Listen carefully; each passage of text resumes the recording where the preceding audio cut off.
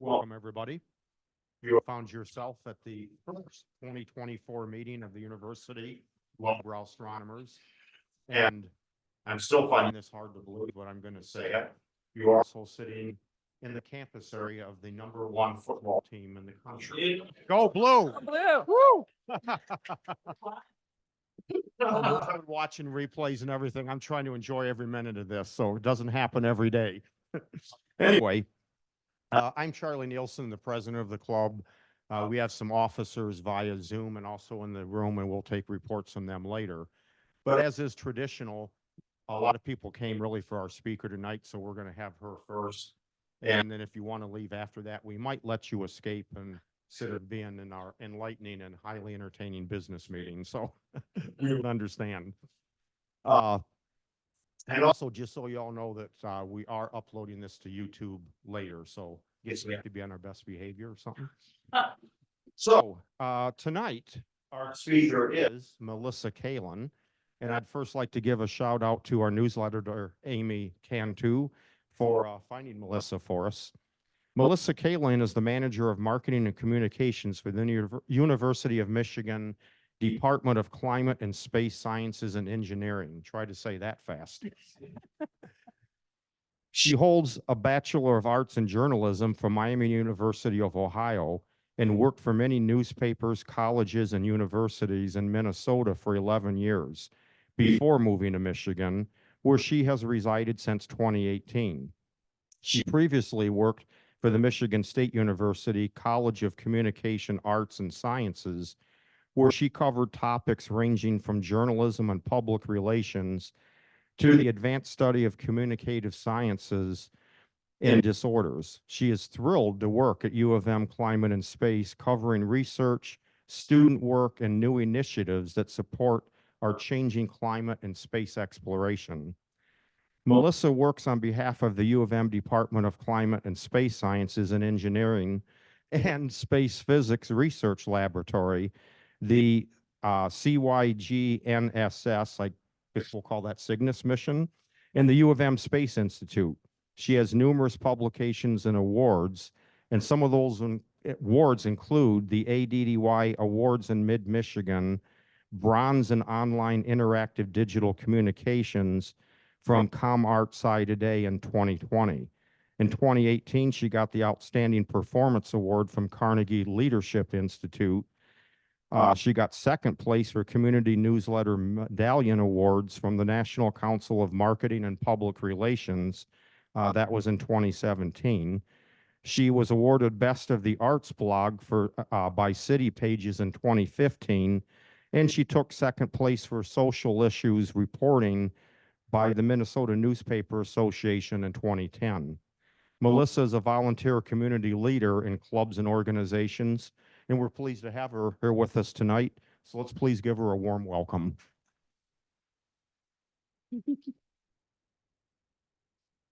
Thank you. I appreciate that. Can everyone hear me okay? Yes. Awesome. Well, thank you so much to the University Lowbrow Astronomers for having me tonight. I think I left my clicker over there. I'm so excited. And I really appreciate you guys having me, and I've been fascinated by this club ever since I heard about its existence. So I've been trying to keep up with a little bit of the goings on. I do a lot of different stuff, and I'm just going to jump into it. My presentation for you tonight is how to outsmart space weather forecast to catch the aurora in your backyard. We'll talk a little bit more about me in a second. That was quite the intro. Best one I've had yet. So I'm like, wow, I did all that. But we're going to talk about Aurora tonight, and I'm going to do one quick thing and pull up my best Aurora forecasting tool and take a look. It's on my phone. It's always there. It comes up first. And I'm going to take a pulse and see, okay, is it a good idea to chase Aurora tonight? This really is going to depend on what's trending, not so much exactly what you look at when you make the decision. Right now, I want you to remember this number. Right now, the Ovation model has a hemispheric power of 16.6 gigawatts. Gigawatts. I love that Back to the Future scene. Needs more gigawatts. We're gonna time travel tonight. No, we're not. But 16.6. Remember that number. We'll come back to it in a little bit. So yeah, about me, I started as a journalist, obviously, and then I love all things writing. I was a writer first, so I've explored that to the fullest. Well, maybe not the fullest yet. I still have a lot of dreams and hopes ahead. But I was excited to turn that into a career in marketing and communications for nonprofits, colleges, and universities. So I've done a lot of things. A lot of people actually know me by my family name, Melissa Kaelin, as the founder of the Michigan Aurora Chasers. It's a Facebook group. We started on Facebook, and actually Facebook group doesn't even describe us anymore because we're at dark sky parks. We're holding meetups. We're doing live chases. We're holding a workshop every year. Our membership, largely based in Michigan, is over 97,000 members of Aurora Chasers who are trying to catch the Northern Lights every night. So I founded that group actually, tomorrow is our 3-year anniversary. So tomorrow we have a really exciting day. January 20th is the anniversary of the day I founded the Michigan Aurora Chasers. I also co-founded with Mike Shaw and Dixie Burbank something called the Aurora Summit, which has become an international conference. It's a 3-day weekend retreat. Anyone can come. We call it Celebrating the Art, Culture, Science, and Photography of the Aurora. And so we host a keynote speaker. We invite tons of educational presentations. We've got a lot of photographers who love to come out, and we do some camera clippings and all kinds of stuff. It's held every year in the fall. This year it'll be in Wisconsin. I also wrote a book. So I'm the author of Below the 45th Parallel, The Beginner's Guide to Chasing the Aurora in the Great Lakes region. And that has sent me doing talks all around the state and the region and nationally, and I absolutely love it. And obviously, I'm a manager of communications at, we call it for short, Climate and Space. It is a bit of a mouthful. It's the University of Michigan Department of Climate and Space Sciences and Engineering. So we're not only talking about climate and space, we're talking about how to engineer solutions, how to use some of the forecasting models. Our students and faculty are actually developing algorithmic models and different formulas to try to predict climate change and try to predict space impacts. We call it space weather. So I'm a science communicator. These are a few of the things I've done. Oh, I went super fast. But I noticed in my last talk, I felt a little stiff and formal, and this is a really fun group tonight, so we'll have a little fun. I thought I'd add a little personal tidbit. I'm also the human of this adorable dog, Elio the spunky pup, who's on Instagram. And I drive a car named Sunspot, the Subi. It's named for my fascination with the sun, and actually so is Elio. Elio is derived from Helios, which means the sun, and he has a huge sun right on his back. In fact, an author I know who writes about astronomy said, you know what I thought of when I saw your dog for the first time? And we got a solar eclipse coming right up, don't we? Plus, Elio, at 5 months old, has already caught his first Aurora and his first Steve. Who here knows what Steve is? Anybody? Yeah. Every time I try to say it from memory, I forget the acronym. It's the, oh my gosh, someone shout it out. Anyone know? It's the suborbital arc. The subthermal enhance, oh my gosh, we'll come back to it. I'm gonna get it backwards. So I've been chasing the Aurora for, I just counted 12 years now. I started and saw my first one up in Minnesota, and I've seen the Aurora in 4 states. Coming up in November, I was selected to go to Iceland as a staff expert for the Alumni Association on a trip to discover the Northern Lights for an alumni tour. So Iceland's next. There's one night just last year where I was driving through the Upper Peninsula on my way home from speaking at the first inaugural Upper Peninsula Dark Sky Festival, which is returning this April. And we didn't see Aurora while we were up there. We had clouds the entire time, but on my drive home, I caught the aurora the following night, all night long. I watched it from a beach on Lake Superior. And then as I was driving back to Ann Arbor, after chasing the aurora chased me home. So I really love that. Okay, we're here to talk about space weather forecast. And there's a wide array of forecasting models. When you're talking about space weather, you're talking about solar activity and then the solar wind that originates on the surface of the sun, flies through outer space in every direction, but sometimes at high speeds toward Earth's atmosphere, and then hits our magnetic field and enters Earth's atmosphere in order to create the northern lights. So there are many forecasting models that you can use, and I'm going to run through a few of them. But if you really want to get into catching the aurora, understanding the aurora, trying to predict the northern lights for yourself or the southern lights, it happens on both the North Pole and the South Pole. We have the aurora borealis and the aurora australis. So if you really want to get into catching the aurora on either side of the planet, you need to kind of understand where it starts. So, the solar activity that happens on the surface of the sun is really powerful. It's really fiery. We've got the solar plasma that's, has its own magnetic field embedded within it in some cases, and it's just super active all the time. So sometimes that solar plasma on the sun's surface can cause eruptions. We often call this a coronal mass ejection, or a CME.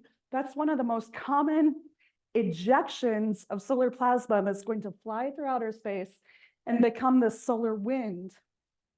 And then, whoops, I'm sorry, I'm supposed to use my my pointer there. So those ejections of solar mass become the solar wind, and that is when they can fly through outer space toward Earth, hit our magnetic shield, enter it if the conditions are right, and then flow into Earth's atmosphere through the magnetic field from the North Pole and the South Pole, forming the aurora on both sides of the planet. And I'm sorry, I'm excited, so I'm not really balancing that on that super small Earth right there. That's the solar wind. The solar wind causes the aurora. And we can only know about 2 to 3 days in advance when this solar wind is going to give us the potential for aurora, because that's how long it takes from this solar wind, for this solar wind to travel from the surface of the sun to Earth's atmosphere. There are many things that cause solar wind, high-speed solar wind and powerful solar wind. We talked about CMEs. You can also have a coronal hole on the surface of the sun and a high-speed stream of solar wind that's just flowing out from that hole. Think of wind in the fall. If you're walking on Earth and you're looking at Earth, whether you might get hit with a really high-speed wind, it might be full of debris and particles like, I don't know, little broken up pieces of leaves and things. Sometimes you get it in your eye, whatever. Oh, that was a really dense gust of wind. Well, when we have coronal holes that have these high-speed streams, they can also shoot out solar wind and space weather. And sometimes the space weather is this solar wind is really dense, and it's filled with those particles of solar plasma. And the more particles it has, the greater it pushes toward our atmosphere, and the more potential it has to really impact us and cause brilliant northern lights. So those high-speed streams are another way. Filaments are also a source of aurora. We can get some glancing blows. In order for this solar activity to actually create aurora, it has to be directed at Earth, right? It can fly off in any direction and completely miss us. So sometimes we'll get a glancing blow, though it might come near our planet, but not quite. And that sort of tangential hit can be enough to cause a really powerful impact. Co-rotating interactive regions are another source. They're a bit more complicated. And of course, the solar wind is always present. It's like wind on Earth. Sometimes it's super windy, sometimes it's not, but there's always a little bit, of movement there. And so there's an ever-present solar wind that has the potential to strike up aurora at any given time. So we talked about the winds on Earth. These are the winds traveling through space. The interesting thing about Aurora, and especially as I study it in my department, and I'm not actually a researcher, but my job at is to interview our researchers and then talk about the work that they're doing in a way that the public will understand. So they're really working on a lot of this. You'll see that we have spacecraft that are very near the surface of the sun.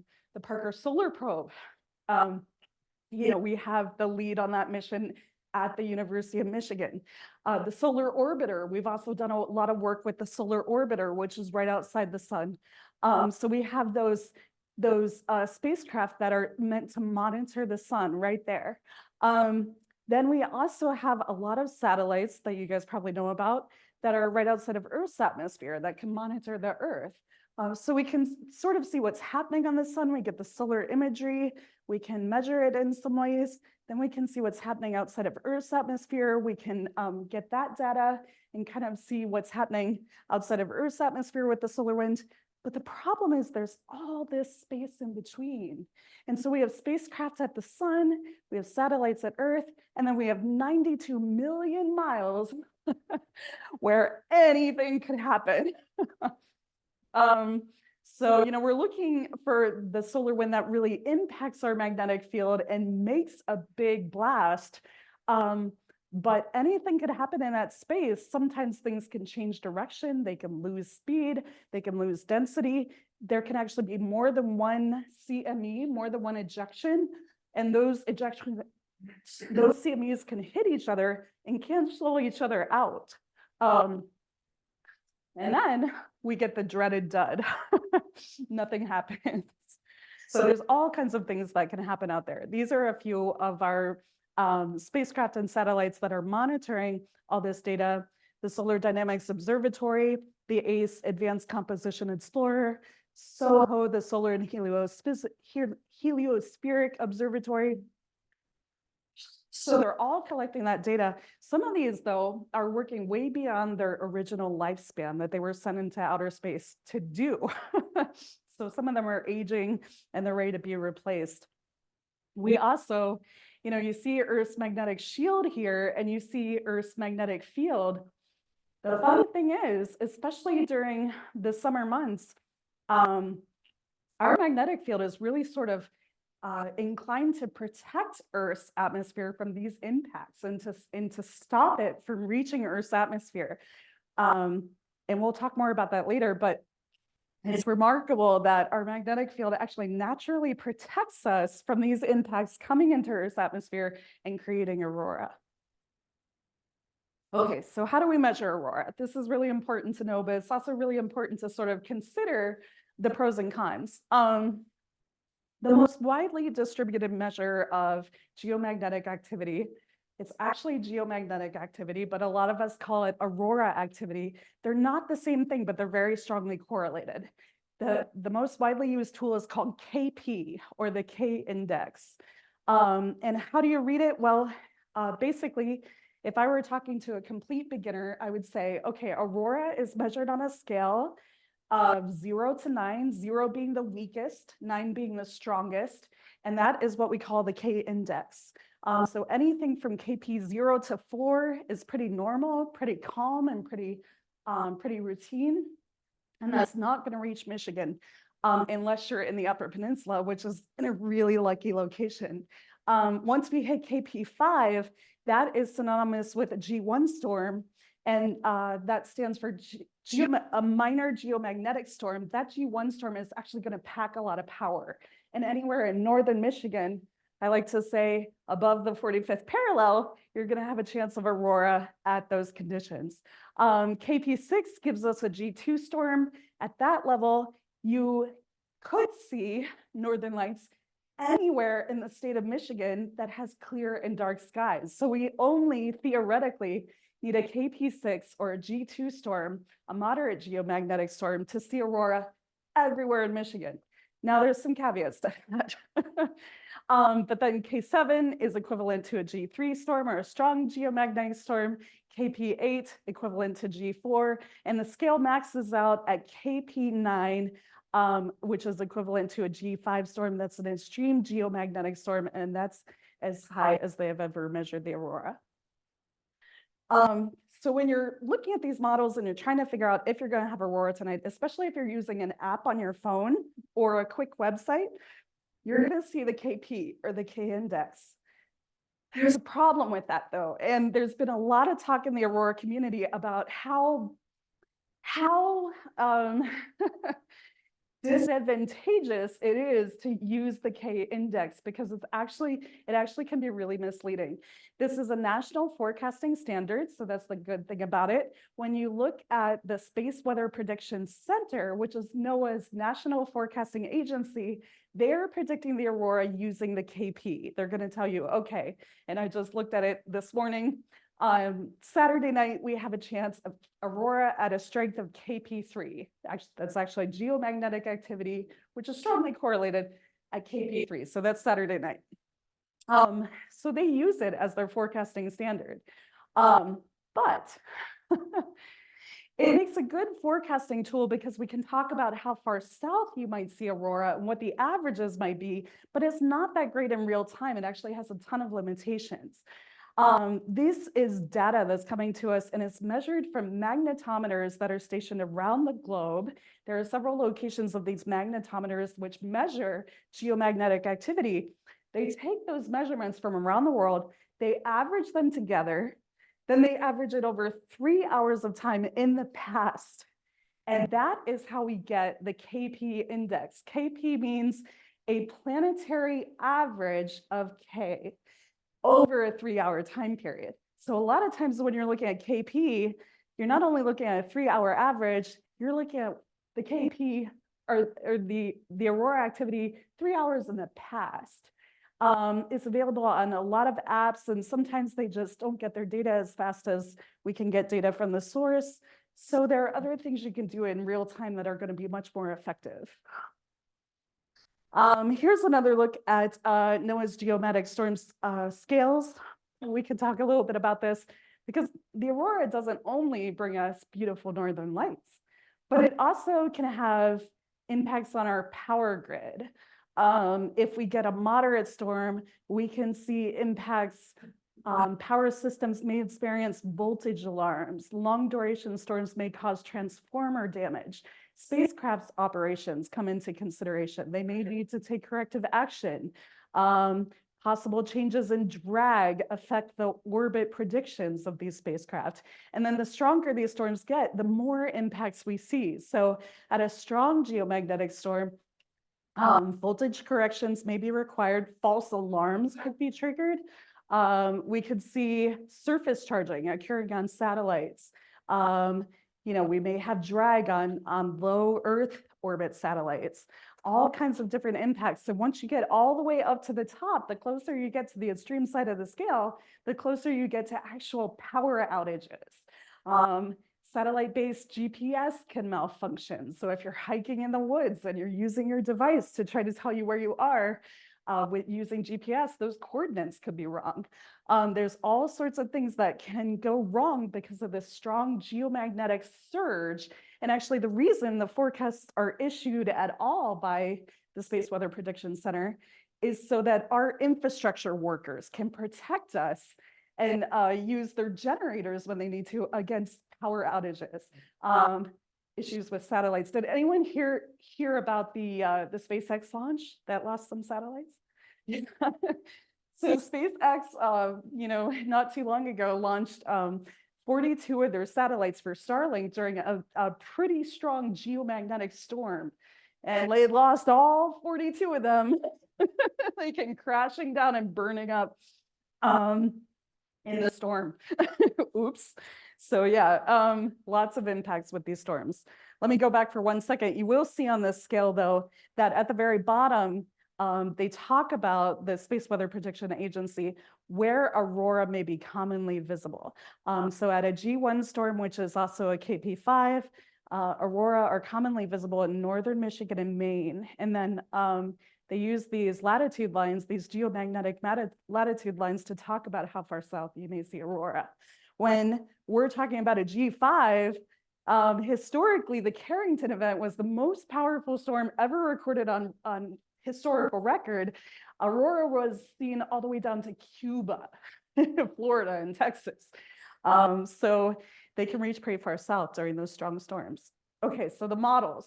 There are lots of models we can use. One of the ones that the more advanced Aurora chasers I know like is called the WSA Enlow Solar Wind Prediction Model. What you're looking at here is you're actually able to look at the sun and what it's releasing. And of course, you know, there's all this rotation going on, and look at the Earth and whether what it's releasing is going to hit us based on some of these projections. So you'll see the sun, you'll see an ejection of solar wind or solar plasma, and then you'll see whether or not that's going to hit Earth, you know, based on all the rotation and the different factors, and really the strength of the CME. This one here, when you see it in like a red or orange, that's going to be a more powerful impact that could come toward the Earth and cause something really, really impressive. But often it will go in a direction that's not facing Earth and miss us completely. Another way of predicting northern lights or watching the solar activity and trying to forecast space weather is becoming more popular. It's called the Community Coordinated Modeling Center's CME scoreboard. So if you use the CME scoreboard, you can actually see what CMEs were fired and when. You know, they'll describe what kind of activity you're seeing here. They'll talk about the timing, the method they use to figure out whether or not that's going to hit Earth, and the details of each blast. So this could include anything like the source, what coronal hole or what area of the sun, what active region on the sun did this come from? How strong was it? Is there, you know, an aspect of this that was facing Earth? Because it's not Earth facing, again, the solar wind could blow right past us and miss us completely. No aurora for you. This is really cool, and actually I'm fascinated by it, but I need to learn a lot more about it. It was released just in the last couple years. They did this visual of it, the geospace ground magnetic perturbance maps or perturbation maps. This was actually created at the University of Michigan. You see our stamp at the bottom by the University of Michigan Geospace Model. And so these folks, these faculty and researchers are actually working in my department. I'm so lucky I got a chance to work with some of our foremost Aurora researchers to create this model of Aurora activity. I wish I grabbed a better picture of this, because when it's all lit up, showing great Aurora potential, you're gonna see red and beautiful yellows and everything coming way down into the upper Midwest and the Great Lakes region.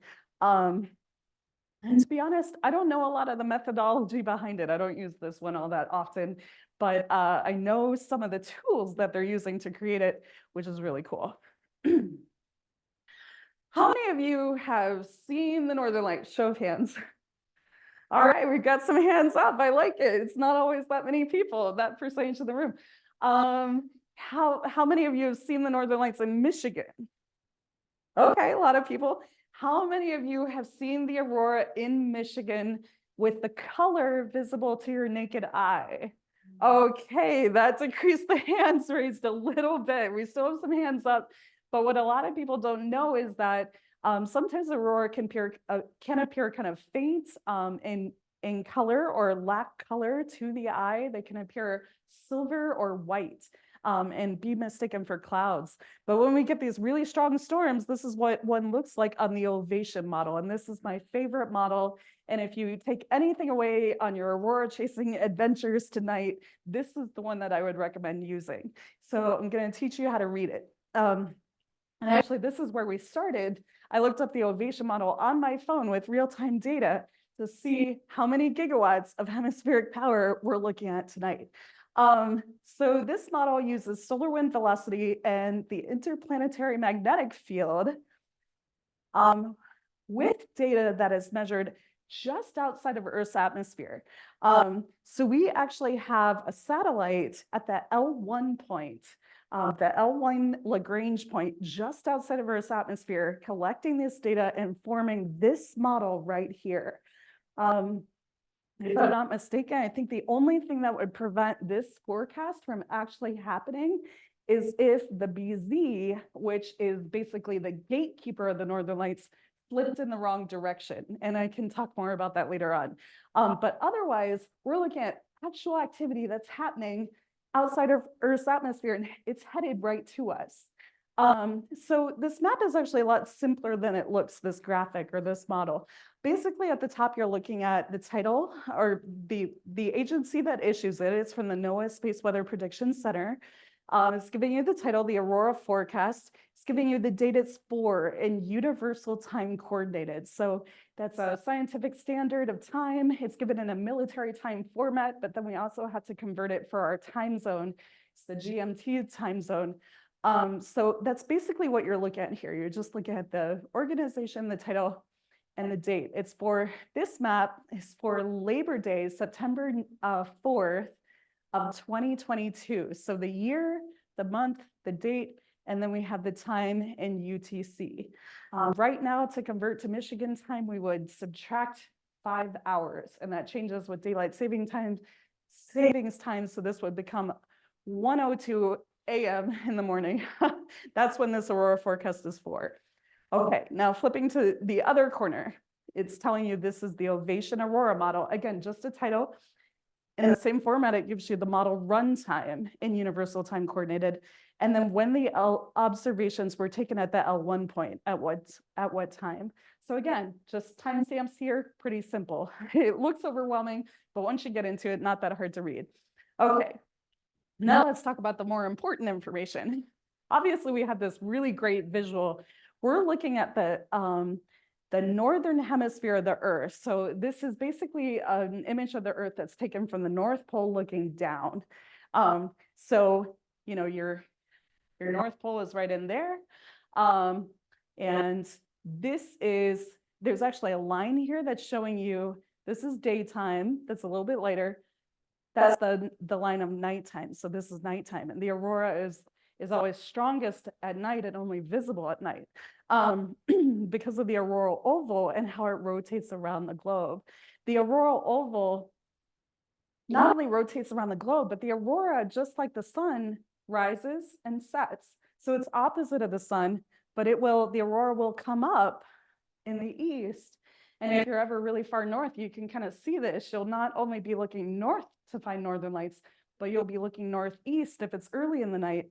And then by dawn, you'll turn and you'll be looking northwest. It rises in the east and then it sets in the west.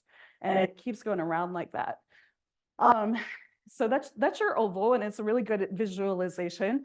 Hopefully, obviously, the brighter and more colorful, the better.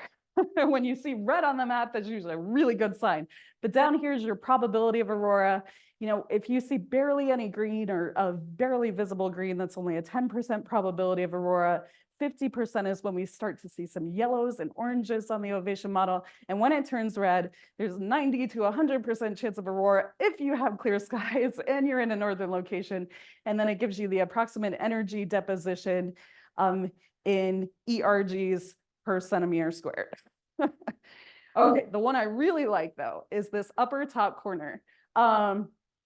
That's redundant, but this is going to give you, if you're looking at the real-time ovation model, a lead time for how soon you could see northern lights, and then the amount of power you could see aurora at.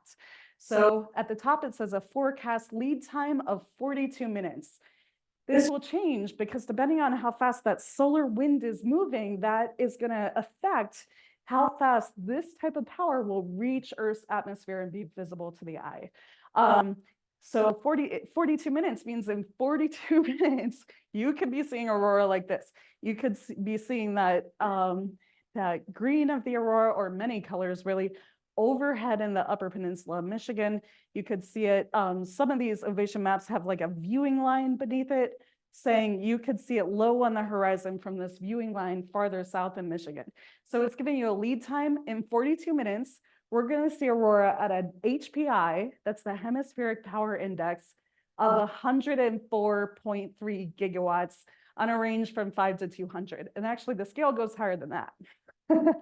but over 100 gigawatts of power, of hemispheric power for the Aurora. That's a lot of gigawatts. And clearly this is a really bright ovation model, a really bright auroral oval. That's going to pack a punch. What you can do is you can watch this HPI, or that hemispheric power number, as it changes throughout the day. Okay, it's noon. I'm at lunch. I really want to go aurora chasing tonight. The sun is out. It's going to be clear skies. I want to know what's happening. I'm going to pull this up. I'm going to look. If it's not like that, okay, well, maybe I'll go home and have dinner with the kids and not leave the house. Pull it up a little bit later in the afternoon when you're leaving work, look again, maybe that number is higher. Okay, well, it's getting interesting. There's some movement, there's some change. Pull it up as nighttime falls, darkness falls, and it explodes with over 100 gigawatts. All of a sudden, you know you're in business. So you can pull up this real-time model anytime during the day or night, and see what you might be looking at. Now, the trick with the ovation model is a lot of people have discovered this is one of the easiest ways to go, including websites. There's a website called Soft Serve News, which a lot of us don't love, including a lot of apps. Everybody is trying to make a Northern Lights forecasting app. You're going to see this model in a few different iterations. So one is the Space Weather Prediction Center actually on its homepage uses a video. In this video, you'll hit the play button and you'll play that auroral oval and you'll see it spin around the globe and change. It might be really close to the North Pole, and then it might ebb and flow all the way down into the US. The problem with that video is most people don't realize that. I'm sorry, this is really shaky. As you start playing that, most of that video is going to be the last 24 hours. It's only at the very last kind of second or two, maybe 5 seconds, you're going to see what they're predicting. So only the last couple of slides are going to tell you what it looks like tonight by their forecasting. So when you watch the video model, just remember a lot of that's in the past, and you'll see the universal time change. You'll see that running clock. So if you do the time conversion, that'll help you know. So I don't love the video version because a lot of people see a really good one playing and they're like, yes, no, no. The forecast version, the SWPC has also started putting on their website. They're trying to help us predict what the aurora will look like. And on a really good night, even a G1 storm or G2 storm, they'll publish something like this. How much red is on that map? That's a lot of red. I can't remember too many times when I've seen that much red on the ovation in general. The problem is a lot of us agree that this version of the map is just over exaggerated. Visually, it just looks like it's going to be great no matter what. Doesn't always work out that way. This one does include that view line though. So if you see that, that's telling you from that latitude, you can see aurora low on the northern horizon. But I would recommend kind of skipping by this forecast version. What I recommend using, and I've shared this on my website, is kaelinart.com/aurora. I made it really easy because the website is super long. It's like services.noaa.swpc/northern hemisphere /satellite/ I don't know, 2 o'clock. I don't know. It's really long. So it's really a long URL, but you can find it on my website. The real-time model is what I would recommend, and that's what I have right here on my phone. If you look up the real-time model and you're on that exact URL, that website link, it's going to tell you it's .jpeg. It's going to look like just a photo. And people look at this website and they tell me, Melissa, that's a photo. Yeah, I guess technically it is. But if you hit refresh on that link, it is going to change. And it is going to change in real time. If you hit refresh 5 times in a row, let's say you're out in the Upper Peninsula at midnight alone, and you're trying to decide, is it going to happen or not? This is what I do. I go refresh. Oh, 1 gigawatt, refresh. Oh, it got 2 more gigawatts, refresh, refresh. You refresh that real-time link, it's going to keep updating with whatever is actually being measured at that L1 point outside of Earth's atmosphere. And so I love that real-time model because you can have that website just pulled up on your phone and you can look any time of day or night and see what kind of aurora is coming towards us. Now, the other thing I'll look at is what the solar wind is actually doing, what the solar wind looks like. You know, in the Michigan Aurora Chasers, I start by telling everyone that many conditions need to align to create the northern lights. You know, we could have that really powerful red ovation model right now. Maybe we're completely clouded over. Well, that was a condition that we needed to align, is to have clear skies. But we also need the solar wind data to align. So this is the ACE real-time solar wind data. You can find this right on the SWPC's website, and this is actually linked on my website too. I have Melissa's favorite Aurora chasing hacks at kaelinart.com/Aurora, and this is the ACE real-time solar wind. So let's start from the bottom. I like to work my way at the top. At the bottom, the first thing we're looking at is temperature. And they'll give you the option of, I want to see the last 24 hours, I want to see the last 2 hours. You can actually modify this entire graph. I like to look at the 6-hour plot. 2 hours is too little. An entire day is not necessarily indicative of what's actually happening. And again, we're looking at trends. So the temperature is the first one you'll see at the bottom. Temperature, as far as I and my other Aurora chasing comrades know, doesn't really affect the Aurora too much. That's not important. So we don't really need temperature. Solar wind speed. This is a big one. Generally, if it's anything below 400, I'm going to bed. We want a high solar wind speed. How fast is that solar wind moving in kilometers per second from the sun? Because, you know, when the sun shines, the light arrives at the speed of light, right? It's almost instant. But when it's the solar wind and it's that plasma and it's that makeup, it's all these particles coming off the sun's surface, that takes 2 to 3 days, and it really varies depending on how fast the solar wind is going. So anything above 400, I'll have a little bit of hope for those that are really good at what they do, have a really great camera, or they're really far north.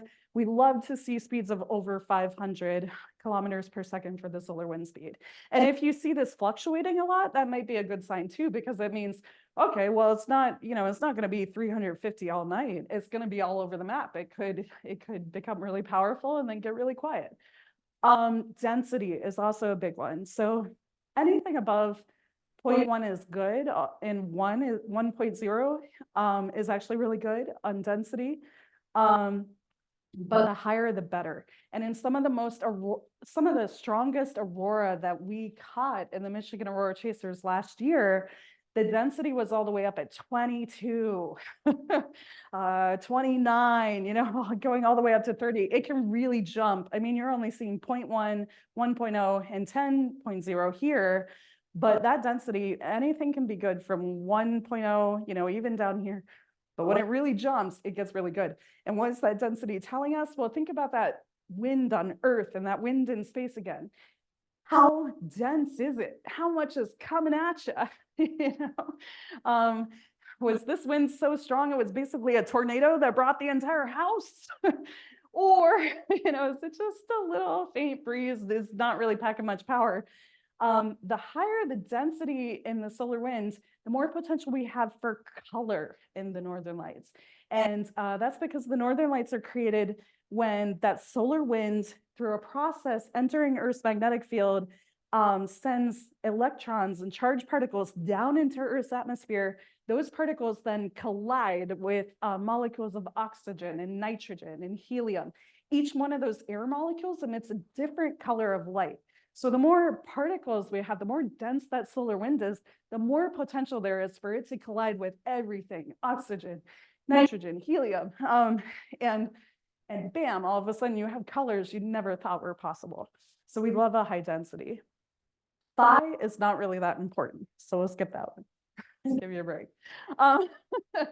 The top one, though, this is going to make or break your night. The top graph here, and every time I look at this graph, I go, man, this is crazy. The white line isn't even on there. Yes, it is. It's all the way at the top. We've got BT and we've got BZ. And BT is at 10. It's all maxed out all the way up there, going higher. And BZ is hanging right around 0. And you'll notice on this graph, we see a 0, a -5, a -10, +5, +10. So what are we looking at? Well, the most important thing here is the red line, BZ. BZ is defined as a component of the interplanetary magnetic field that is oriented in a certain direction as it heads toward Earth's magnetic field and atmosphere. What does that actually mean? Well, all this solar wind is going to be carrying a charge. It's either going to be charged positive or it's going to be charged negative. We're not talking about, we could look at the BZ, it's going really far northward or north. That doesn't mean the northern hemisphere is going to have better lights than the southern hemisphere. They need northward BZ, or I'm sorry, they need southward BZ in the southern hemisphere too. It's talking about the charge. So when you think about two bar magnets, you hold them together. Okay, are they going to repel each other and push each other away because they're not aligned correctly, or are they going to attract? And then you have that magnetic impact, that magnetic effect. We want this solar wind to attract to Earth's magnetic field, and that creates that connection that allows the flow of energy.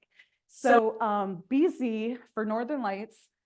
Now, this isn't true all over the world. You could travel all over the world and you could see so many different things when it comes to Aurora, camera settings, all kinds of stuff. But Michigan is actually pretty far south of the North Pole. I don't know if you knew that. So in Michigan, we need the best data and numbers possible. We need the biggest impact possible. In Michigan, we need BZ to be negative in order to create that connection for that strong flow of solar wind and aurora to enter Earth and Earth's atmosphere. So remember, negative BZ. We always want to be negative. And in the Michigan Aurora Chasers, we call it that pesky BZ because it's never cooperating. But when it does, when it does. So we want BZ to be negative. A lot of people also don't know that if it bounces around, it goes up, it goes down, it goes up, it goes down, it goes down a little while and up a little while. That is also good. If BZ is oscillating back and forth, that is indicating there's instability in Earth's atmosphere, in Earth's magnetic field. And believe it or not, as Aurora Chasers, we want the more unstable, the better. So BZ can either be oscillating back and forth or negative. Now, what is BT? BT is always going to be positive. BT is the potential of the BZ to go in either direction. So the potential of the BZ to go up to 10 or down to -10. So BZ can change. It can change really quickly. It can change to any of those numbers in that range, negative to positive, to the potential of BT. So what is this chart telling me? Well, I see a really high BT all the way up at 10 and getting higher, and it's staying up there. It's not fluctuating. That's good. The higher the BT, the better, because that means the more potential for that BZ to change. And what is BZ doing? Well, it was northward, it was positive, which is a bummer, but then it dipped negative. That's good. We can maybe start to see some aurora there. That's maybe -2, -3. Then it went back up closer to 0. Okay, we're not seeing anything. We're not seeing anything. Oh, northward. Oh no, it's on the wrong side. But this BT is still high though. So that's telling me at any given moment, and if you see this BT go really high to like 15, 20, 30, that's telling me at any moment this could drop and bottom out. And when that happens, the aurora pushes south. It comes flying through with really good strength and sometimes good density into Michigan and into the lower 48 of the United States. And it gives us amazing northern lights. In fact, some of the best colors that we've seen have happened with an extremely low BZ when it bottomed out. So one way to know what's coming with the aurora, we're talking about forecasting models. What do you use? I highly recommend the Ovation model because that's going to give you that visual. That's real data that's being collected. It's not, if you're using the right link, it's not a forecast. You can also subscribe though to the forecast that's issued by the SWPC. And it looks a little hard to read, but it's basically giving you the KP that's inspected in universal time. 0100 to 0300 hours. KP, again, that's a 3-hour period. It's a 3-hour average that they're expecting from around the world. It's a prediction though. They're predicting, and they're trying to predict Aurora, and forecasting the Aurora is something we've only been trying to do for several decades now. It's actually an emerging science. So even the world's leading solar wind researchers are still trying to figure out, how do we predict this with certainty? And how do we develop better satellites and better images and better prediction models for this solar activity? So it's a prediction, and it's really hard to predict. So you have to take it with a grain of salt. But the rationale can tell you a lot too. So if you're reading the forecast, anyone can get these for free on their website. If you subscribe, or there is a page that has it linked there too. It's giving you the KP index breakdown. It's basically going to give you 3-hour periods, convert for universal time, on which day it's only going out 3 days, so May 11th. So let's look at May 12th. On May 12th, they're telling you there's going to be a KP 4.67 is what they're predicting. That's equivalent to a G1 storm. They started using fractions, and it really kind of throws me off.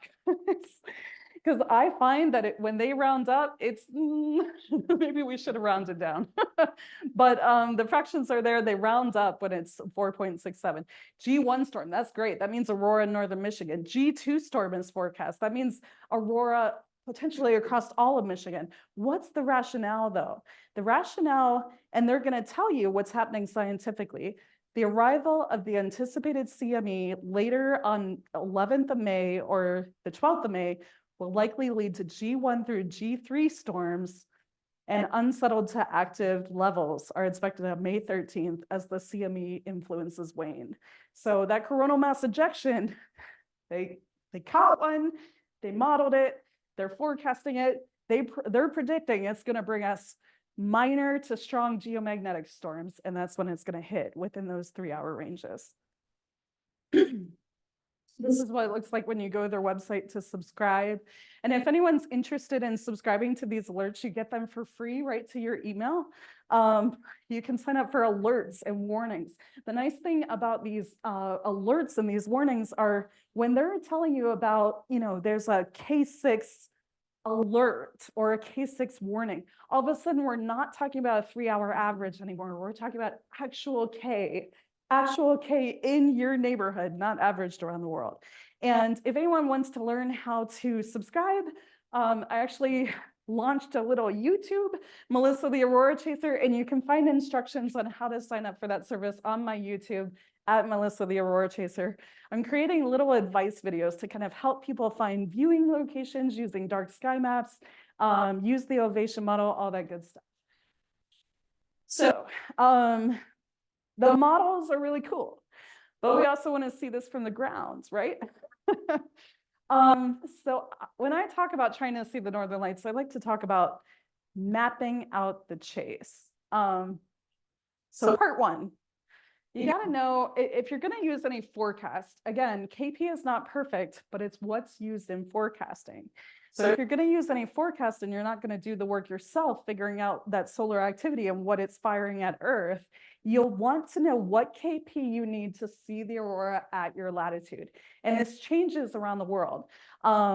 We already talked about it. Here to see it in all of Michigan, we need a KP6. A KP5 is going to bring aurora overhead in northern Michigan, right along the 45th parallel, or if the conditions align, above the 44th parallel. And this is a map that I developed using the K index in Michigan for the Michigan Aurora Chasers. We use this map all the time to talk about where you're going to see aurora. Well, if you're in the UP, you only need a K4 to see it overhead, potentially about halfway through the sky. With a K5, you can see it about halfway up through the sky in northern Michigan, as we just talked about. With the K6, I actually caught a K6 last March right here, right outside of Ann Arbor. So I probably could have caught it in Ann Arbor, but guess what? We had clouds. So figure out what parallel you live near and what KP you need at your latitude. Mapping out the chase part 2, light pollution. Boo. Who knows what that is there on that Michigan map? Well, Ann Arbor's there. Detroit. Yeah. What's this over here? This huge Chicago. Chicago has a ton of light pollution. We're right smack in the middle, but Ann Arbor is right outside of Detroit. Here's a light pollution map that I really love. You can find these on the internet. You can look these up. I recommend mapping out your chase with light pollution maps to find your darkest skies. And as astronomers, you probably know that. But I would also say that you can really zoom in on some of these new maps and you can see very specific locations. I had the privilege of meeting Amy last year when I did a talk at the library. And we actually tried to chase the aurora on a night when a really strong storm was predicted. And I did some research ahead of time. I was thinking about just putting out a public announcement and inviting anyone in Ann Arbor to come. Excuse me. And I was so excited. But I used this light pollution map and I zoomed in really close and I said, okay, here's Ann Arbor, look at our Bordeaux skies. They're not very good. South is bad. Up here, it gets a little bit lighter. We've got yellow here. It's bad. It's light pollution, right? But it gets lighter. And if you go north of Dexter, you get a little bit of a break. Granted, anyone who knows about dark skies and light pollution is going to say, nah, that'll never work. It's not dark enough, not nearly. But I used to live in the suburbs of Minneapolis and St. Paul, two cities right beside each other with the industry on the Mississippi River running right through it. And what I found is you use a light pollution map like this to find some of the breaks, some of the spots without red to your north, you can actually find neighborhoods where you can see more. So right out near Dexter, there's actually a really big church. The pastor gets a lot of night sky viewers and astronomers and astrophotographers. We talked to him, we said, hey, can we try to chase the aurora here? We might even be able to capture it with your church in the photo. And he said, sure. And unfortunately, we got clouded out that night. But man, did we have some beautiful dark skies. Not as dark as we would have liked, obviously. But zoom in on these maps, you can start to see neighborhoods, lakes, parks, street names. You can use that to try to identify your next viewing spot.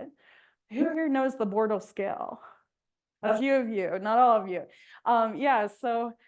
This guy named Bortle, he came up with the scale on how dark are our skies. And when you've got that Bortle 1, you've got excellent dark sky viewing. That's usually way out in the country, way out in primitive zones where you're going to lose cell service too. But in the city, we've got Bortle 8, 9, Bortle 7, Bortle 6. I think I'm at a Bortle 6 right at home where I live in Ann Arbor. So we've got a lot of light pollution. You're not going to see stuff as well. The thing is, when you go into those darker skies, though, you're actually going to see more color in the aurora because it's going to present itself better and your eyes are going to have a chance to adjust. The farther north you go as well, more color. Yeah, what does it take to see the aurora in Michigan? Well, we really need all those factors to align. We want the ideal conditions. We not only want good conditions on Earth, we want good conditions in outer space. And the sad thing about aurora is it really doesn't take much to obscure your view. And maybe this is true for photographing stars too. I don't know. I haven't done a lot of that. But fog can make it hard to see. Wildfire smoke can stop you from seeing it. We've got people citing light pillars that are created by artificial light recently in Michigan, because those can shoot from the ground up. You need a clear view of the stars high in the sky because aurora is coming to us from outer space. It's happening at extremely high altitudes, not only high latitudes, but high altitudes. I've been, what I'm saying now, and this has really been the best tip to help beginners, is if you're trying to see the aurora, make sure you have a starry night. Make sure you can see the stars. If there is something in the air that's blocking you and creating an obstacle for viewing the stars and the moon and the Milky Way, it's likely that's going to stop you from seeing the aurora too.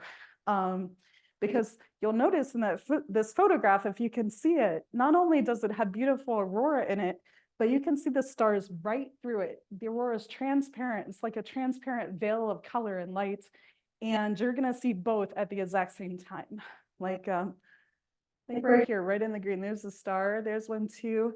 They just pop right through it. And so if I'm not seeing stars, I don't know. I figure I'm not seeing Aurora, and I'll either drive until I find a spot that has some stars, or, I may think that my conditions aren't right. The moon phase can also be an obstacle, full moon. Sometimes the aurora is really subtle. And the moonlight is going to be enough to wash it out, and we're not going to see it with our eye. Now, a lot of Michigan photographers have actually caught the aurora on camera with really beautiful colors, even during a strong moon phase. But a lot of them say it's not visible to the eye under those conditions. So it can work, but you're probably not going to have the greatest eyesight viewing experience. And we just talked about that direction of the solar wind. All these components have to line up in the space weather as well as the Earth weather, a favorable BZ. This is essential. The conditions can change instantly. Things to consider. I'm trying to think of a good story because I think that scouting out a viewing location is really important. And as astronomers, you probably know this. You don't want to, well, you can walk outside your house right in the middle of the city and try to take a photo that's going to impress your friends in astronomy. Most of us probably can't. Most of us don't live way out in the country under dark skies. Some of us do. But scout out a good location. And I recommend doing it during the daytime instead of going right at night, because you will have a better sense of not only what composition you can make with your photos, what interesting things might be there, but you'll also have a better sense of any hazards or dangers that you'll find there. It's really been kind of startling in the Michigan Aurora Chasers group, watching people who are either scouting out a location or not looking at their spot ahead of time. Things like flooding or down bridges or just natural disasters that happened, like, from one week to the next. These things have really provided some huge obstacles to some of our photographers. And so I think it's always a good idea to kind of check out your location before you go at night.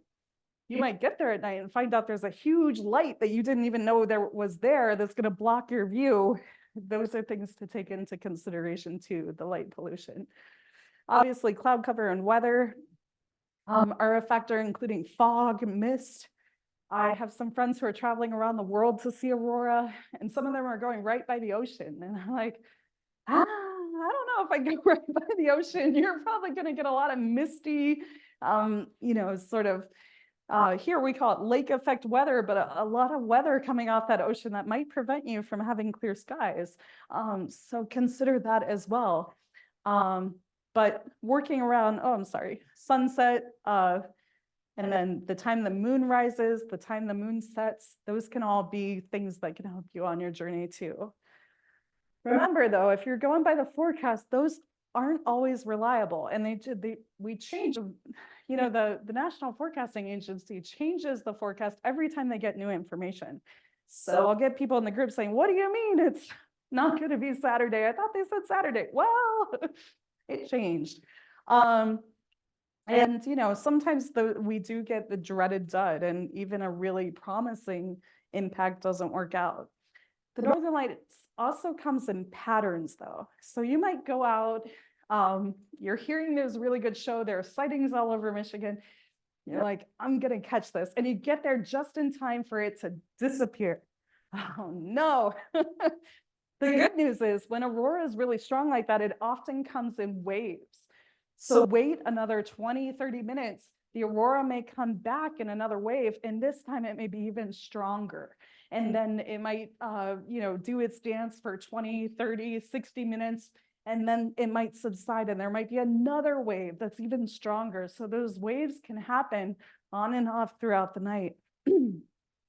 So remember the patterns. The last one on my list is safety, sleep, and sanity. Obviously, to see these beautiful night sights, we have to lose sleep to do it. So I always recommend knowing where you're going to sleep or what you can do to stay awake, whether it's caffeine for you or you're camping or whatever. Never risk your safety just to see the Northern Lights. It's not worth it. But think about your sanity too, because this is really hard to catch, especially if you've never seen it before. You might not know what you're looking for. even if you have seen the Northern Lights, it might have been a long time ago. It might have been way different then. It might have been a stronger storm. You never know when you're going to get completely aced and miss it completely. So my number one tip for aurora chasers in this area where we need that strong activity is to plan at least one other exciting thing to do along the way. It's easy for us as night sky lovers. You can do some great star trails, do some great astrophotography, take some great pictures. Maybe you're like me and you love traveling to find 45th parallel signs. Go photograph a 45th parallel sign or visit a new one. I tell people, I don't care if it's been 6 months since you let yourself have a donut. Just like stop and get a donut on the trip. So that at least if you have a terrible night, you look for it all night long and you feel so disappointed, you're driving home, you're going, oh man, that was the best donut ever though. I really love that. Yeah, so there's lots of ways to kind of predict aurora activity, but I think I really have gotten around to sort of outsmarting the forecast. The forecast doesn't always work out. The models don't always capture everything. You can put a bunch of models together, you can come up with some really great information and data, then we can have a complete surprise. And these models are doing some really great predictions too. Sometimes they're on point, they get it right down to the minute. But the way that I outsmart the forecast and the signs I use of aurora activity approaching our area, we're above the 42nd parallel here in Ann Arbor, is to get those warnings and watches and alerts. So, you can see those posted on the homepage of the SWPC if you just go to their website, but if you subscribe, that's going to come right to your email right when it's important. And I find with most of their warnings, think about tornadoes, like you get a tornado watch, it means there might be a tornado. The conditions are present to create a tornado, but you get a tornado warning. Woo, okay, that has touched down. That is here somewhere, and it's time to take shelter. So when I see those watches, those are usually issued 2 to 3 days in advance. That's giving me an idea what I'm going to do for the weekend. When I see those warnings, I find as soon as they issue a warning, they've detected that, they know it's coming at us. It hits within a couple hours time right after that warning is issued. So if I'm awake, I see a warning in my email, I'm going outside, especially if it's a case 6. So I love warnings and watches. The ovation model we talked about. People ask me, what kind of power do we need to see the aurora? And it's so weird because almost every question with forecasting the northern lights, even camera settings, the answer is it depends. What's a good amount of gigawatts of hemispheric power to see the aurora at our latitude? It really depends. What does it depend on? It depends on if all the conditions are aligning. Maybe this is really fast solar wind speed, but it's not packing much density. It might be hard to see. It depends if you're in light pollution. It depends, are you using a camera? One thing that's helped a lot of our beginners is that with camera technology these days, even on an iPhone, I have the iPhone 14 standard, you can take a picture facing north, even when you don't see a thing, and the aurora is there in full color on your screen. So we encourage people to take a test shot. If your camera skills are really good, you might only need about 30 gigawatts of hemispheric power to catch aurora, even in our lower area of Michigan. What I typically recommend, especially for beginners or eyesight viewers, is at least 60 gigawatts to see it in northern Michigan.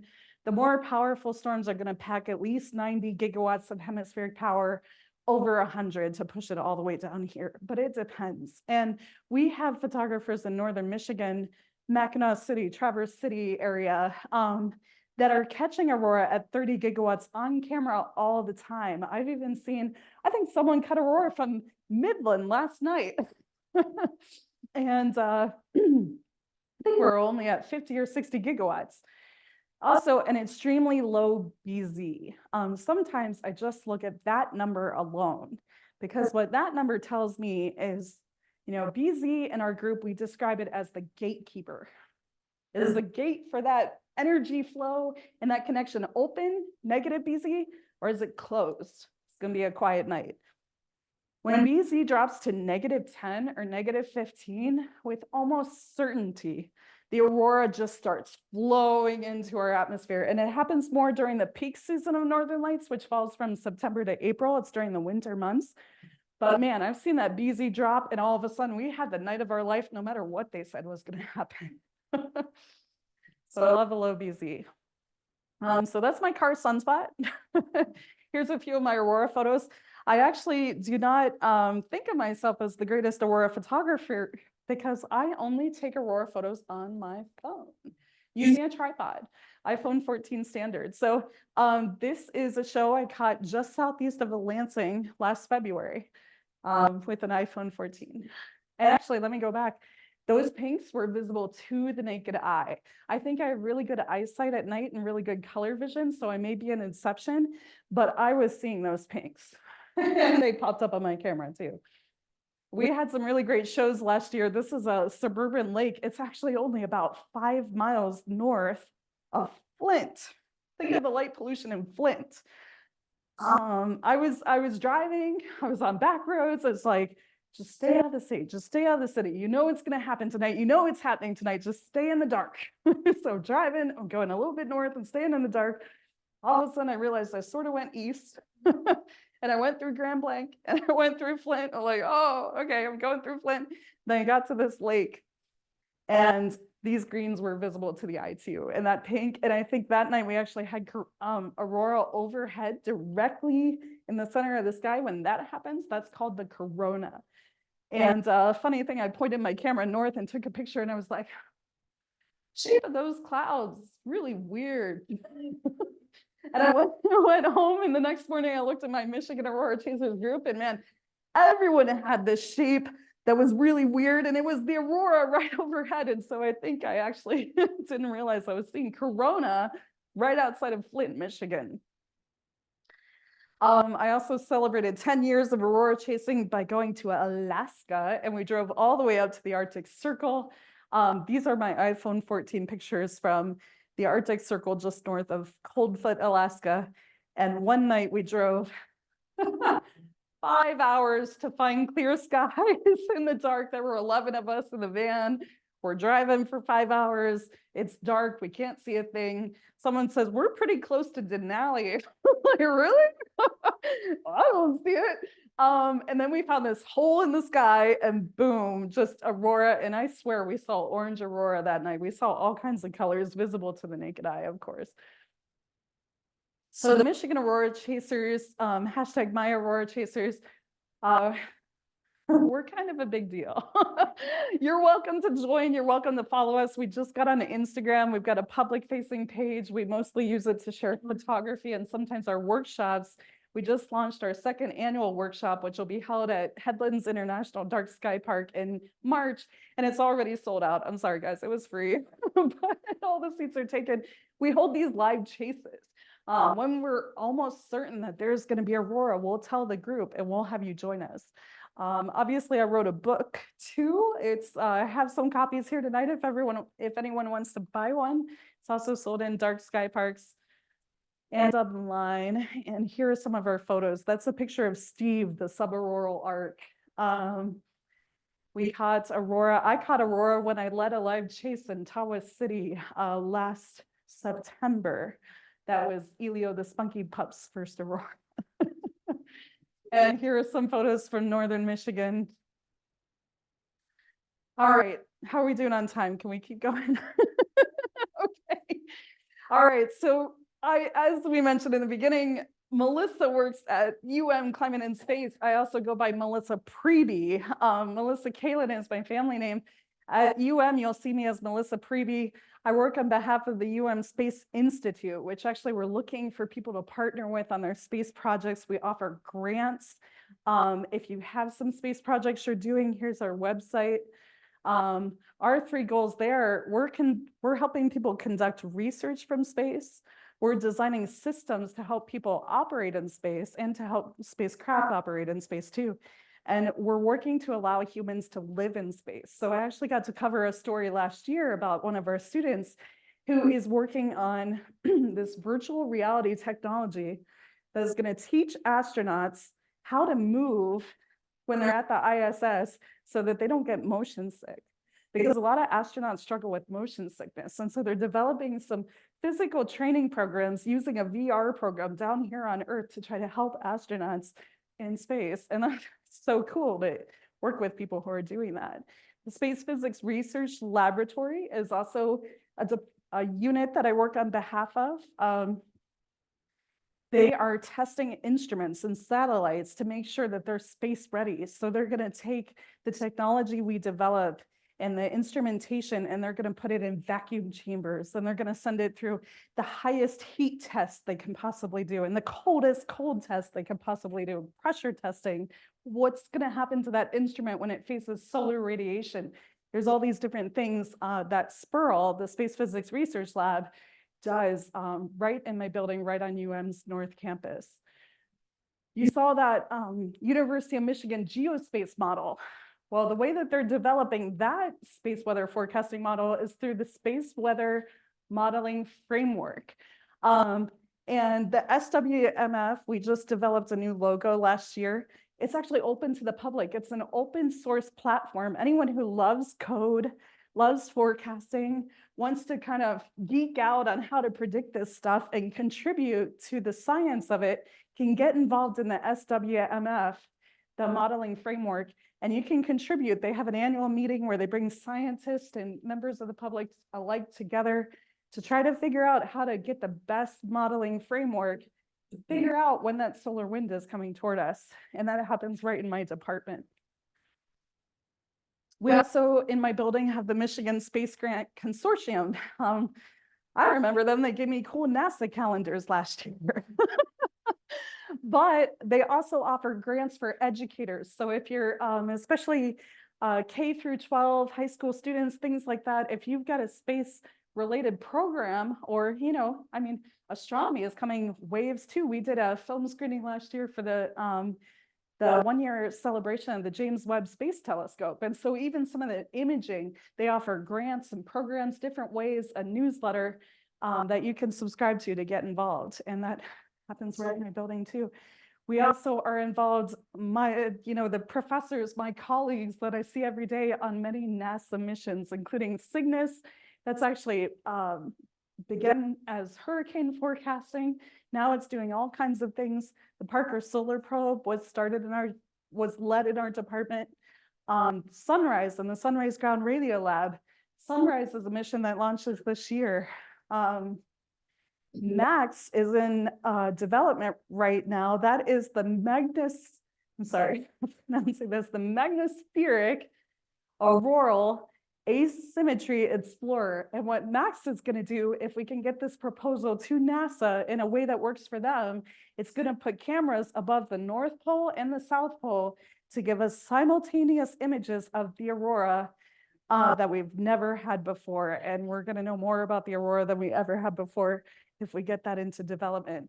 We also do a lot of spacecraft instrumentation, satellite instrumentation. And if any of you work in high schools, we're actually looking for high school students right now to get involved in the Sunrise mission. What the Sunrise mission is doing is actually observing radio emissions from the sun. And they held their first campaign during the annular solar eclipse last year.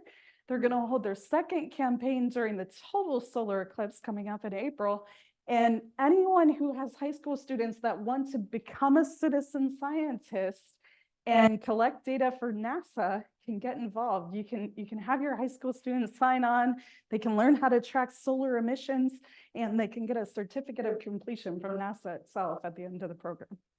So I've been promoting that hard this week. That's my job. Anyway, coming back to Aurora chasing, how to see more northern lights.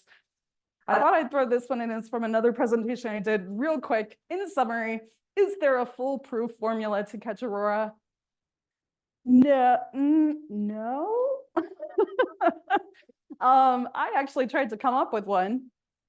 So this is a Melissa Kaelin / Melissa Preeby design. I take full credit for this. If it doesn't work, it's on me. You need starry skies with a negative BZ plus a high KP mapped out plus information. So This is what I think would make a foolproof formula for catching the northern lights. Starry skies. If you can see those stars, you can see the upper atmosphere. You can see outer space. You can see aurora happening at high altitudes. Negative BZ, or a BZ that's jumping around and getting negative every so often. It's going to take 45 to 60 minutes for that BZ to propagate to Earth. But that gatekeeper, when that gate is open, anything is possible. So negative BZ. 3, what KP do you need at your latitude? Now, you don't necessarily have to use KP. You could be talking more about gigawatts of hemispheric power. But if you know what you need in your location to see the aurora, you can watch for those numbers and put it together with those starry skies and that negative BZ to catch it. Now, what else do you need? I would say a mapped visual. That's why I'm sending everyone to the ovation model, because it's mapping out where the aurora is happening. If you don't have a mapped visual of the aurora, you're chasing in the dark, and there's no guarantees. Dark is good though. And then finally, one of the reasons the Michigan Aurora Chasers is so popular is because we have live sightings. These eyewitness accounts are going to tell you people are seeing it even though the full moon is out. People are seeing it even though there was wildfire smoke 2 hours ago. People are seeing it even though they're in the middle of Detroit. No one, that never, well, actually, I heard it happened in the 80s. I don't know. but that eyewitness account, at least one from social media, Twitter, Facebook groups, Instagram, if you know, there's some channels on it there you can subscribe to. Webcams are a great resource, and actually some of the best aurora chasers I know got started using webcams, even from places to our east, because the aurora rises in the east, or places to our north, because when the aurora is really strong in the north, it pushes south. So at least one eyewitness account, and you're mapped out, and you've got your starry skies, negative BZ, and your desired KP or gigawatts, you're in business. So I've got more events coming up, and then I'll take questions. And there's one more thing. Should we aurora chase tonight? What do you guys think? 13.1 gigawatts. Oh, it's going down, doobie down. So this is not from tonight. This is not real time. But if the oval looked like that, I'd be like, all right, that's turning yellow. That's coming south. Let's get out there, guys. Let's try this. So thank you so much. I'm happy to take questions, but thank you for having me. This has been a pleasure.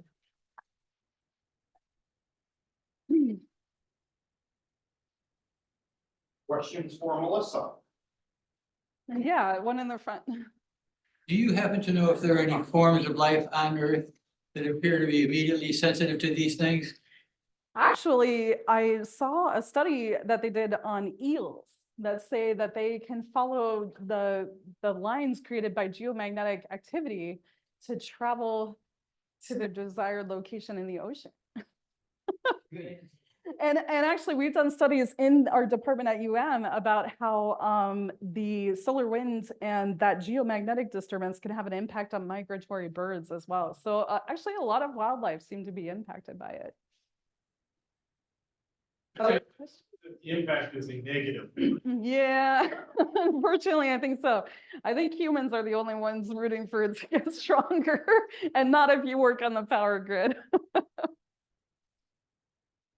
Another one here. Like BZ, but it's complex. Could you sort of encapsulate that for us again? Yeah, so our magnetic field, you know, is charged, and that solar wind coming from the sun is also charged. Each emission of that solar wind is either going to be charged positive or negative. And depending on how that works out, we need those magnets to attract, essentially, to create that flow of energy. So does that make sense? So we need a negative BZ in order for that connection to form with Earth's magnetic field to let those particles flow into our space. Not our space, but into Earth's magnetic field. And then they filter through actually a complicated process. They filter from the Earth's magnetic field into Earth's atmosphere and energize other particles that collide with air molecules and create light. So yeah. It is really hard to explain. I've heard a million explanations, not a single one that feels like it's perfect. Well, has to do actually with the North Pole. And so we need the BZ to be negative in order to overcome the natural resilience to common solar flares. that Right, yeah, because apply our, to normal magnetic field. So exactly. that's right. Yeah, because our magnetic field, its default is to protect us. Good thing.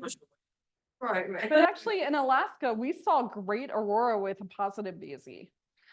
So when you're up near the North Pole, you don't need it to be as favorable to create those powerful flows. They say just about guarantee. That's what they say, but it's right beside the ocean. I had a friend go for 7 days and almost missed it every night until the last night. I was like,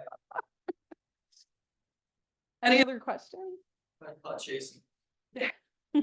I'm excited. I hope we get clear skies. Questions from the Zoom audience? Okay.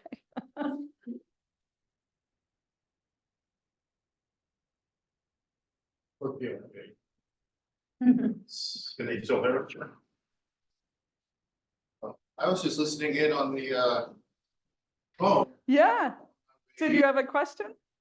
It was just that I use space weather a lot if I do decide to chase.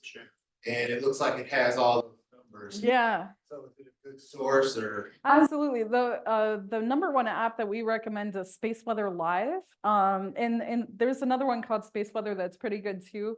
You can also go to solarham.net. They have a Facebook page. They do some pretty good forecasting. Though what we don't recommend is using any general forecasting app, because if you're only using KP, remember you could get a KP alert of KP7. But that was happening 3 hours ago, and now it's KP0. Like it's just sort of a shot in the dark if you're relying on KP. But Space Weather Live or Space Weather are good resources. My way of doing it is just show up at a site at 3 a.m. Later. Oh, awesome! Very cool. We have first here. Adrian has officially participated tonight. Nice. All right. Couldn't be done. They said it can be done. Yeah, I'm actually a fan of all things Northern Lights. I actually really love the mythology. And in Greco-Roman mythology, Aurora is known as the goddess of the dawn that escorts the chariot of the sun god Apollo into the sky. And so when I first started Aurora chasing, I was like, why do I keep missing it? I keep missing it. I can't find it. I'm always sleeping when it finally hits. I realized some of the strongest displays that we were getting that year were happening at 3 o'clock in the morning, 4 o'clock in the morning, right before dawn. So there may be something to that mythology. All right, awesome. Audience? Any questions? $15. So, as a small token of our appreciation, I'd like to present you as an official Lowbrow t-shirt. All right, University Lowbrow Astronomers. Awesome. Thank you so much. And thank you for having me. I'm very pleased to be here. Take a minute if anybody wants to buy those. Sure, absolutely. I've got books for sale. They're $15 each. I can take cash or credit card, or Cash Apps, Venmo, that sort of thing. Pretty flexible. Thanks again. All right. So.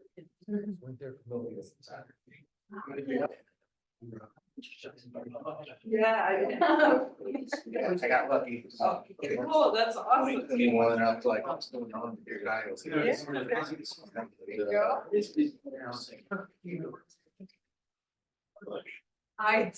did a story on Tomas Symposium. Oh, very. Oh, awesome. That's like $15 each. Yeah, thank you. My wife. Yeah. Trying to use these.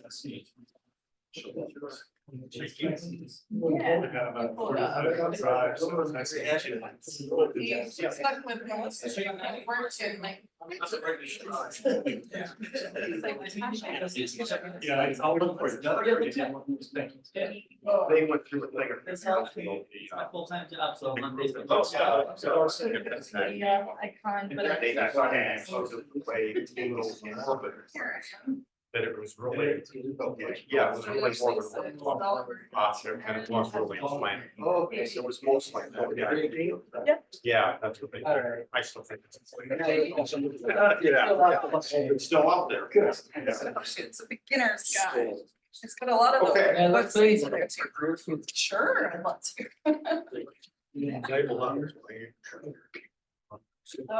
Very Yeah. strong. And all of a sudden, this place. 15, any more for?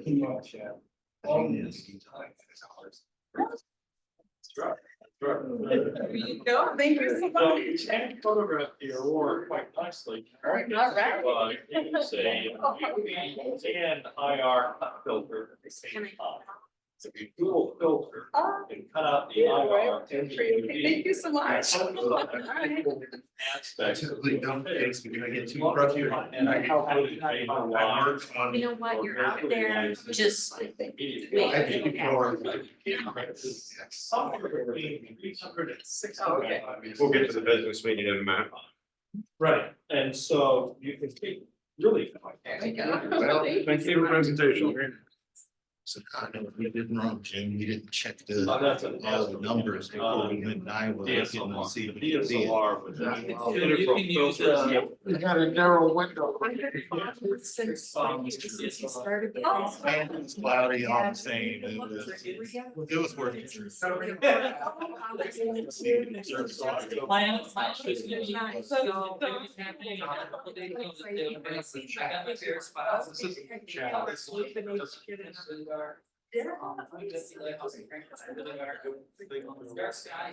Get out of there. It's just, Yeah. That's a participant. Yeah. Close out. I don't think I wanna close. Yeah. But what about the 3 dots down the bottom? I gotta drive with me.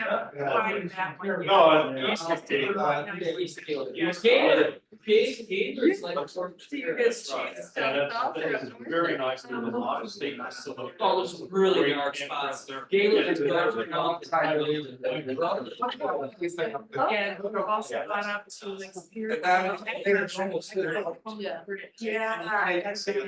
So I'll see if I Wow. Well, that's a. But yeah, I was very good for us. Wow. And reviewing. I know.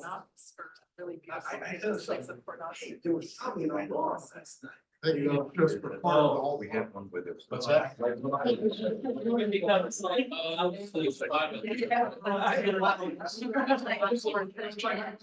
She's been trying to.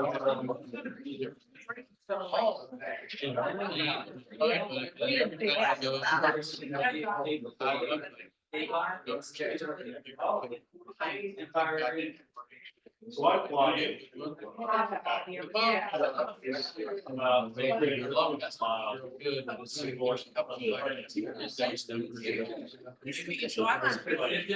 Yeah, 50. And about every other year, it's like, right, something very different, side. Yeah. At night. If you go stand. So it was a party, we could read Hemingway, but it was like. Saturday night, the last night of the You gotta have a breeze, otherwise. You're a blessing. Of the sun, we can't see. Okay. The Aurora, last time. Is that the right?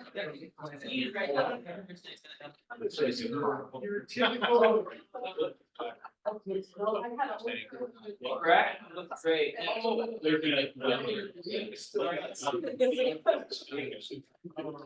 Right. I had 21 at one. Yeah, that's a separate shot. I have seen some of that. I just moved back.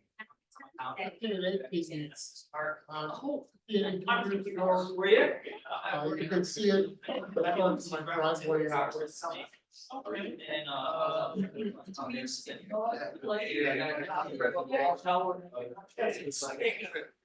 Feels it going in close enough. Well, my buddy has a condo. Go ahead. Okay, I'm gonna go ahead and get restarted here. Going to the Safeway, act like wait, well. So, as far as my report, we are starting to already get, people requesting events already. First one came in was, we got asked again to attend an event at Owasso Airport. Many of you remember, several of us did that last year and thought it was really a great time up there. They've asked for August 24th and we intend to say yes to that, so. I also got an inquiry from Ann Arbor Christian School about doing a thing up at Peach Mountain. I did let them know that sometimes we take groups and kind of get them like a special tour guide and have them join a regular open house and do that, or we can get some kind of an individual thing just for your group, but consider that's harder to get helpful. But we can try, and that is what she prefers, so I'm still working on that one. There's no date or anything. Like I told her, let's see what our open house schedule is first. So we know what we have to work with or around. And also we got asked to do a event up in East Lansing, but I think Jim is probably gonna bring that up, so I'll do that. Actually, that's all I got. Adrian. I have the event list, Jeff, I'll work with you if we want to do something about putting it on the calendar. I get printed it out. Yeah. And I have to add the other July event. I think someone, MMSS, Yes, July thank you. 9th. Michigan Math and Science. Yeah. Colleges. They Yeah, wanna Shannon go- just contacted me earlier today about that. And they're requesting July 9th for the main date and the 11th for the rain date. And like I told her, I don't really see any problem with those dates either, so. Should be reasonable. Should be all right. Okay, cool. Thanks for that reminder. Yeah, 6, yeah. yeah, so those dates are, we don't have any conflicts, Yeah, so. Yeah, so are we gonna, is that just gonna be on our site then? or- I was gonna butt in and say the event list, that I'm gonna turn that into a page that will probably, I talked with Amy on it, and I think the best place might be just below our calendar, new sites or activities. And then this will just be a running list and we can edit that, as things come up and it'll be public. yeah, excellent. That'll make it easier. Yeah. Right. And we I can point to a URL, it'll be nice. Yeah, exactly. Just put the link in there and everybody can read about Just, it. Yeah. Events or Yeah, whatever. so then anybody would be able to edit it. I planned on just kind of guarding, try and stay on top of it, but once that happens, anyone will be able to edit it, so. And, so I don't know, maybe consider Lowbrow's doing events. Mostly astronomy related, but I've been meaning to visit Jeff and his band for a number of years, and I wouldn't mind There's seeing different some URL for there. that. Yeah, that might not be a bad idea to refer to it at least, or at least refer to the URL. And we support each other outside of just astronomy, so there's some potential for that. That's all I got. Okay, Jeff.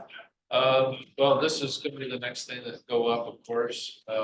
I've been continuing to put on people's photos onto our photo library, which is starting to have enough quantity that I've been marking with what, the object type is for galaxies or nebulas, and I think we might break those into some categories there, some subpages, just because they're starting to get too many pictures to look through.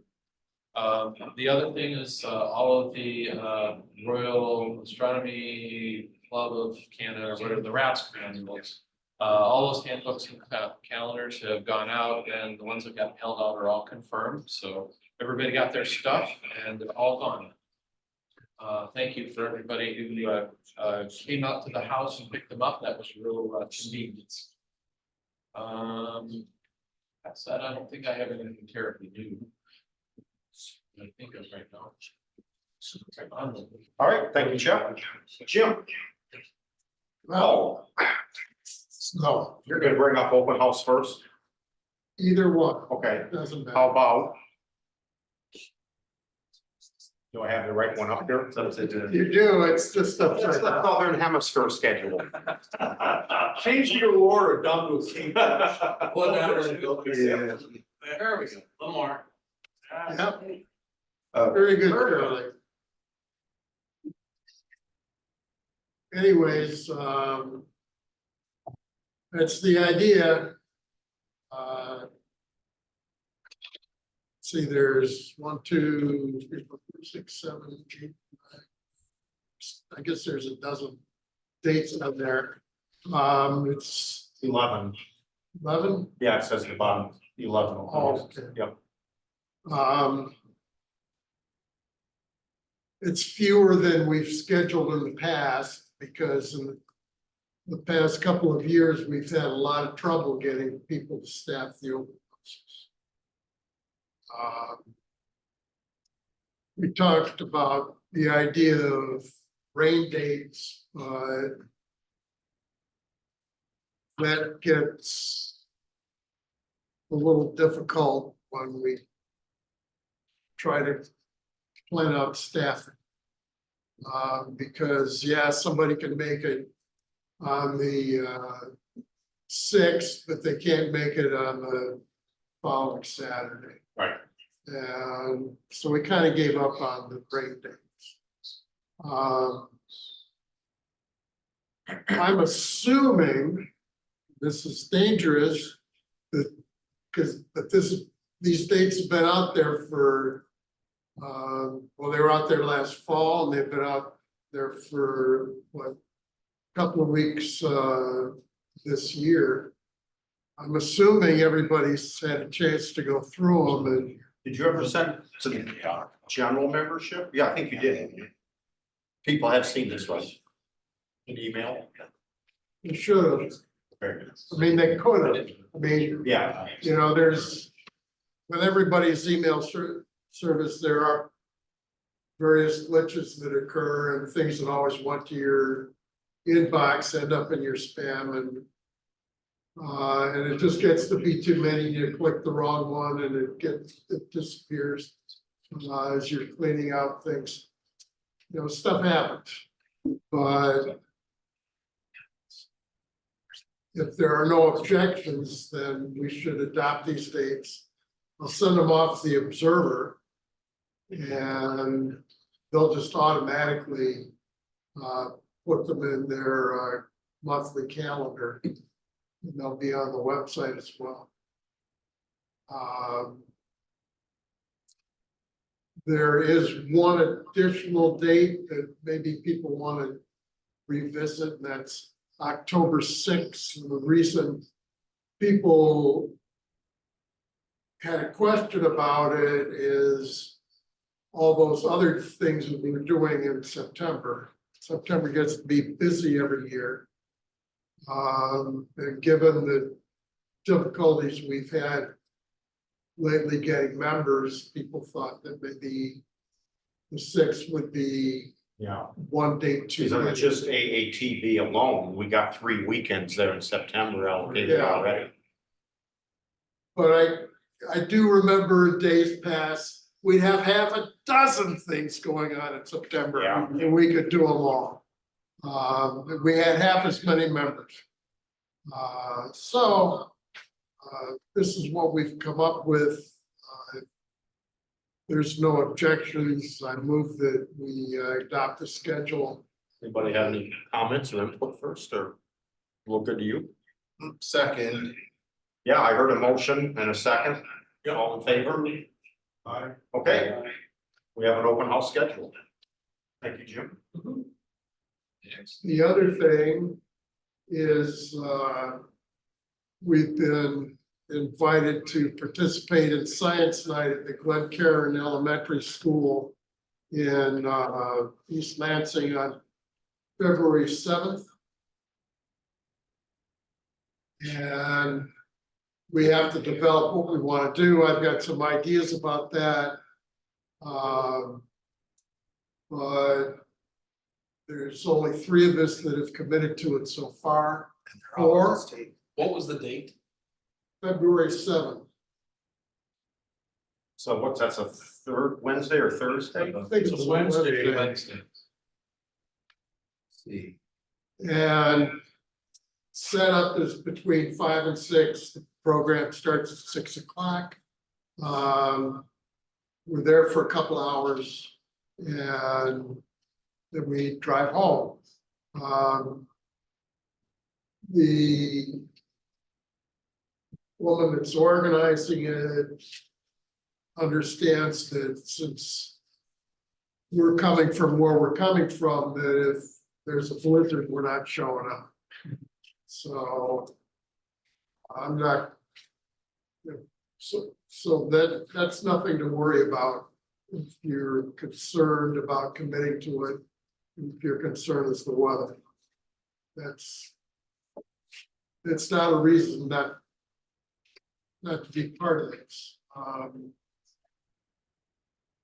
The 3 of us that have agreed to go have some ideas about what to do, but we're always, they're basically oldies but goodies. So if you have ideas about things that elementary school students might latch on to, astronomy wise, we're certainly open to hearing from.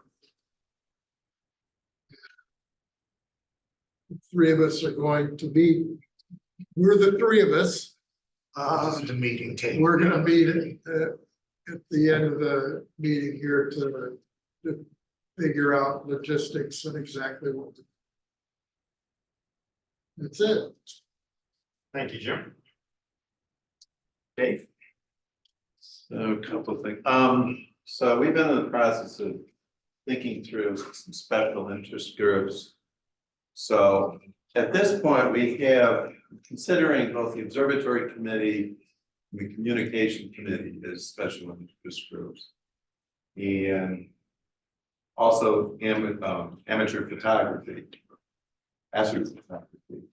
I set up a page that's on the members only section of the new website, lowbrow.club.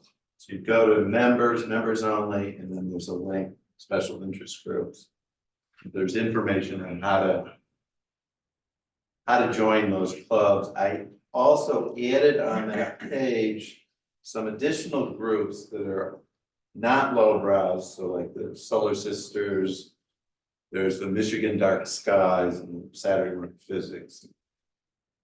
It's a work in progress, and if people have other ideas of things we want to do, they can be added. And I put my email address on that page so people can contact me.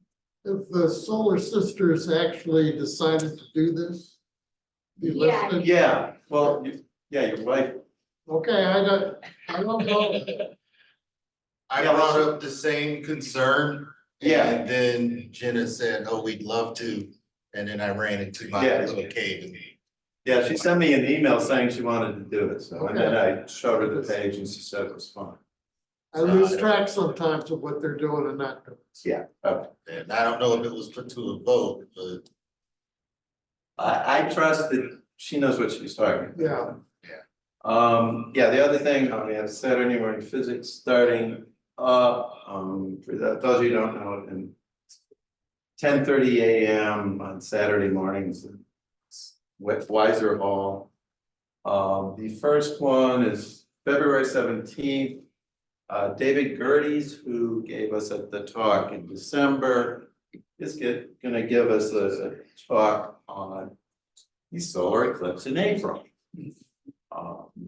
So anyway, that's all I got. Thank you, Dave. Amy?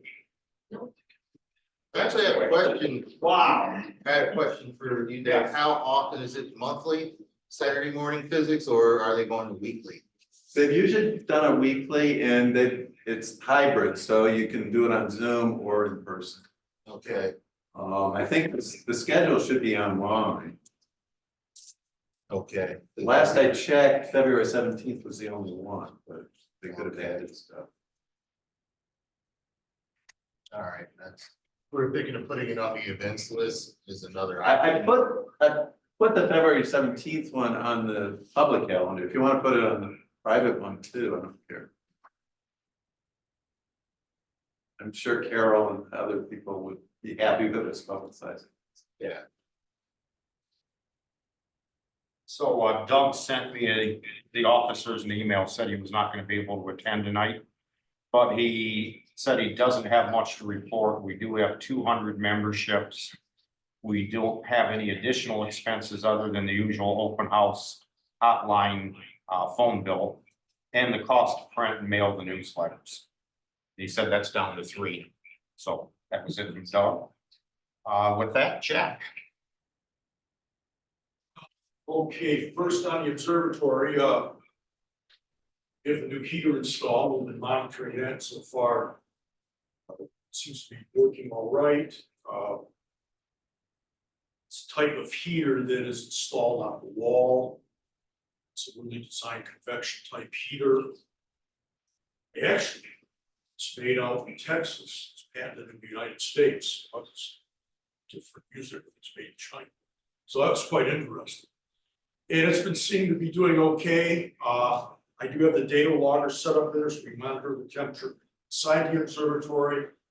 And this week we've had the 0 weather in that. We'll have the data, I'll pick it up probably at the end of the month. And she tells us how well it does, really, really cold weather. I mean, in this 30 and 40 degree weather, it was doing fine, and some of the 20 degree weather was doing fine, but the real test is when we get to the 0 weather up here. Really find how well it works. The other thing that I was going to discuss is this telescope loaner program that we've talked about before, and we're trying to get some ideas behind it. Carly's worked on it to make some adjustments to the documents and everything. And a while back, we did have some people. We had some other data from different clubs that were telescope loaner programs.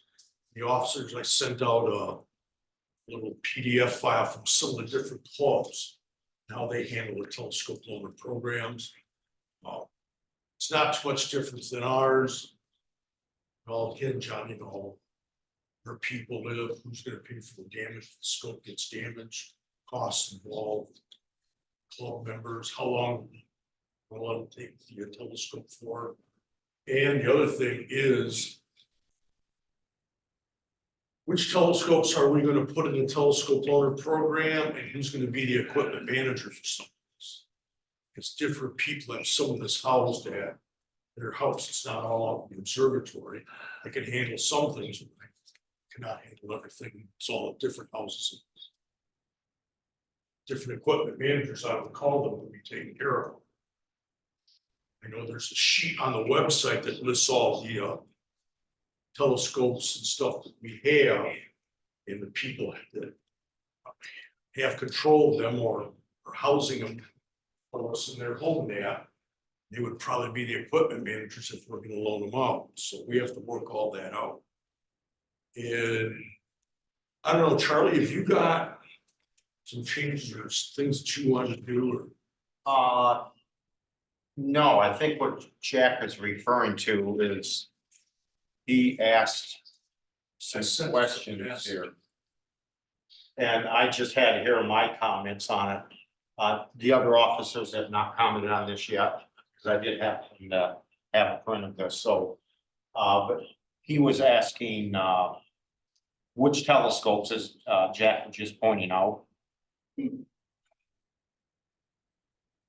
Yeah, I think it says, and if I remember, the document really doesn't say anything about anything necessarily being excluded.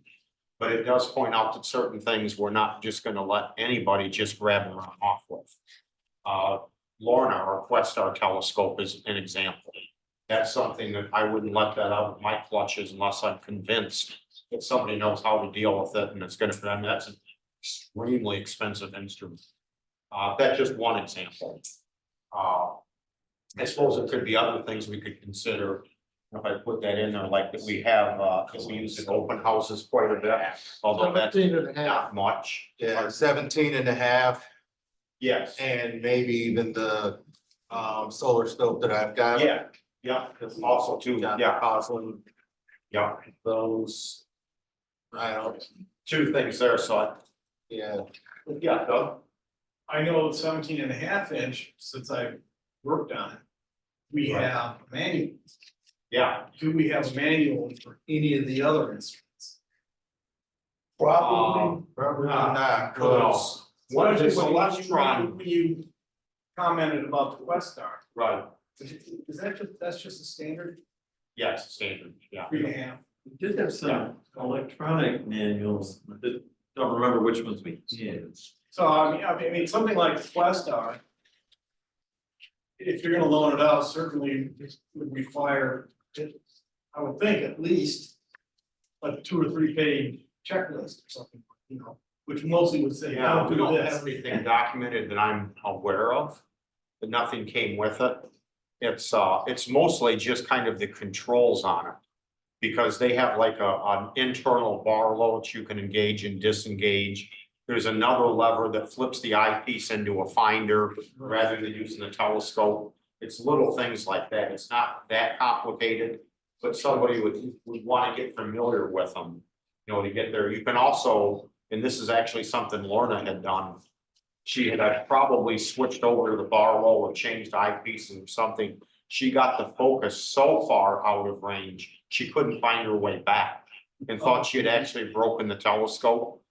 I know when I first got a hold of it and told her, oh, Lorna, it's just fine. She was so happy. She was afraid it was gonna be expensive, but oh, it's operating just fine. You just had to keep turning them on. But that, just like the 17.5, if we're gonna allow that to be loaned Yeah. out, we may want some sort of a book, especially with that one, to say, don't do this. Right. Yeah, that's So a you- default. So you have new members where I think there's some sort of, let's use this scope together and make sure you understand how to use it. For larger instruments such as the 17.5 that we used to take out to Okie Techs. Well, Jim says, I'm gonna take it, there wouldn't be much. In terms of, oh, no, you can't, you should probably use a manual, because Jim, I think you and Jim were one of the ones who wrote the manual.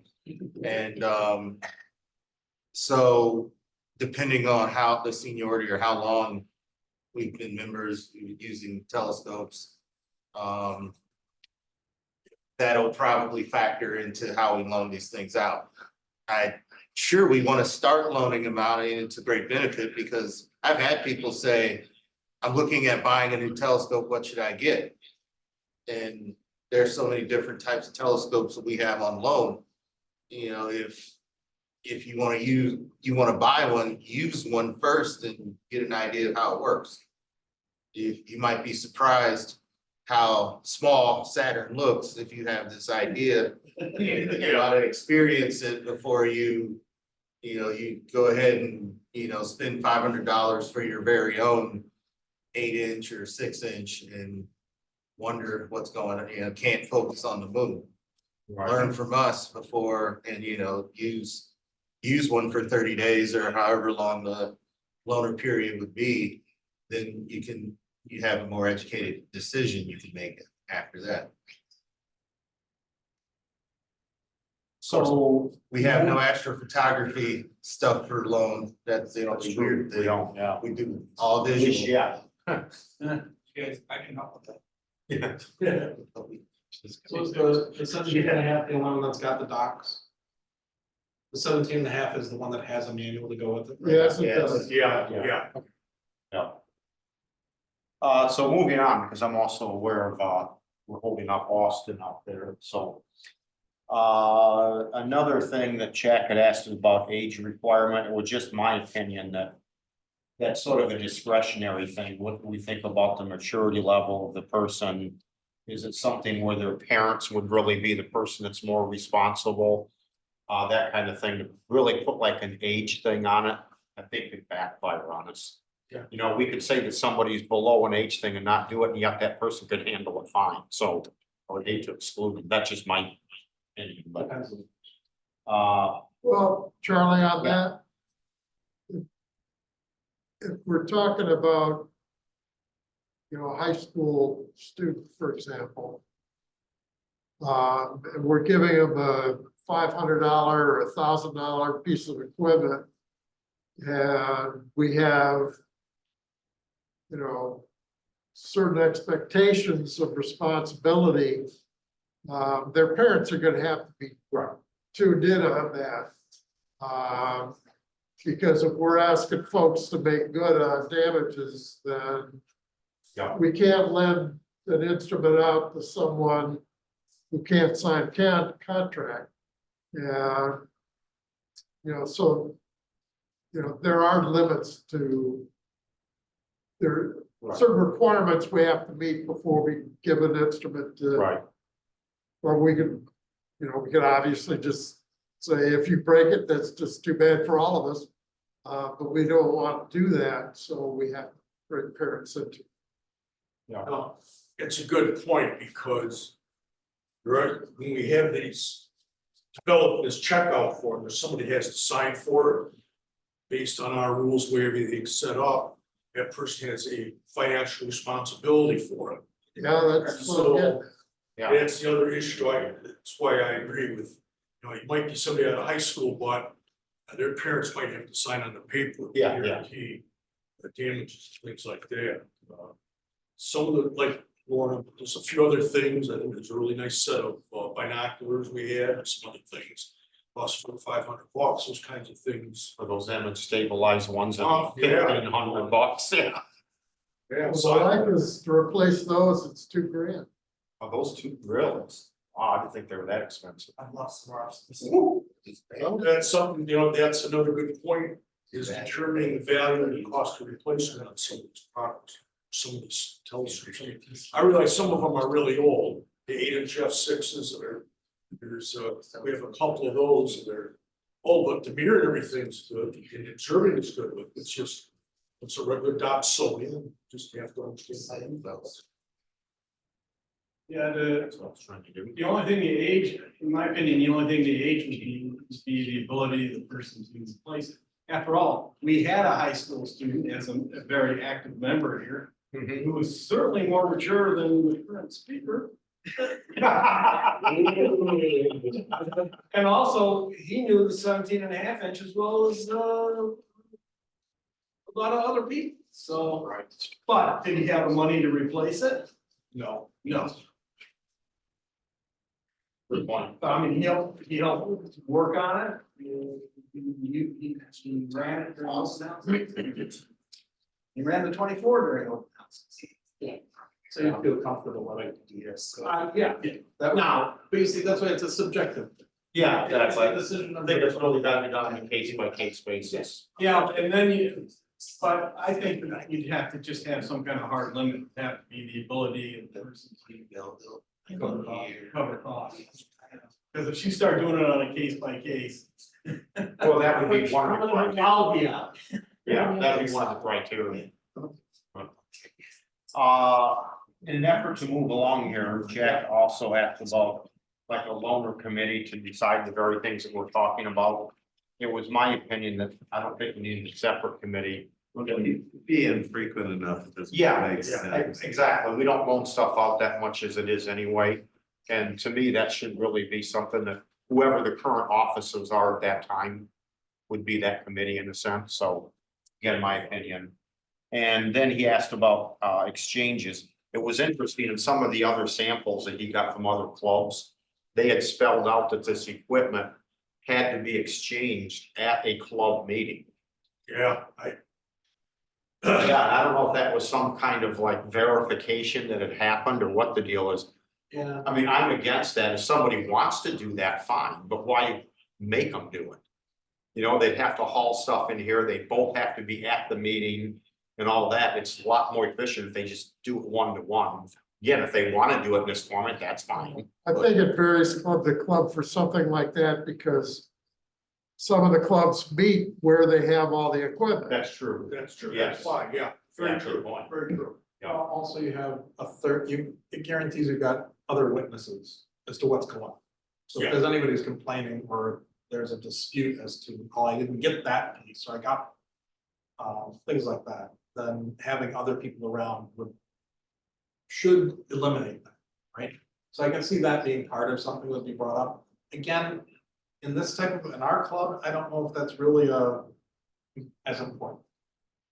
Right? People who are responsible for would be the equipment managers are people we know, and we're already trusting them with the gear. So it depends. But I think for our club, I don't think you need to have it in public. Yeah. And if necessary, it's real easy to record the Right. return. And that's the Yeah, ideal you know, thing. 30 years ago, you couldn't do it. Well, both the checkout and the return. I've already done that a few. You both. So, Yeah. are we good with the last version of the policy? As Jack had modified? Well, you can't see the whole thing, but, well, actually, I could do that. I had some things I wrote in there, they're almost repetitive. One sentence, if you look at both of them, they're almost kind of repetitive in a way, so. Maybe if I combine those two, There, I think we got it all.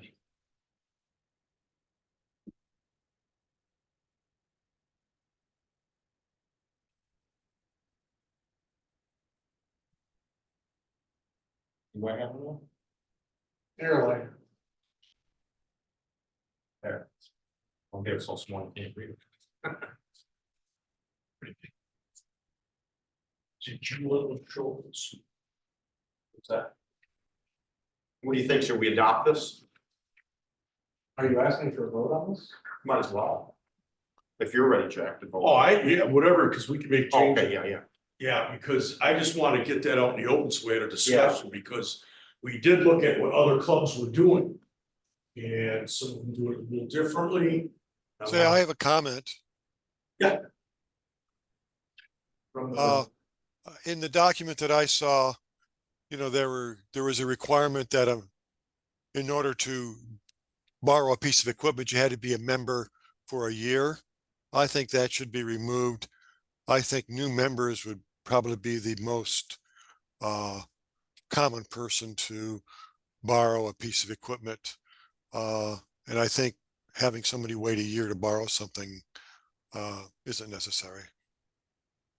That's a good point. Oh, But yeah. somebody wants to borrow because they're thinking about buying. yeah, they're gonna join to say, well, what do I wanna buy? What do I want? We can get rid of that, and just leave it. Get rid of the 1 year and don't put a requirement down, as long as they are a club. It's a requirement. Yeah. Okay, I just lined that out. Okay, that's good, that's. Anything else? Anybody wants to add? I'll make a motion to approve. Doug's ready to start drinking. Support? Second. Okay, all in favor? Aye, great, thank you. And then just one last little thing.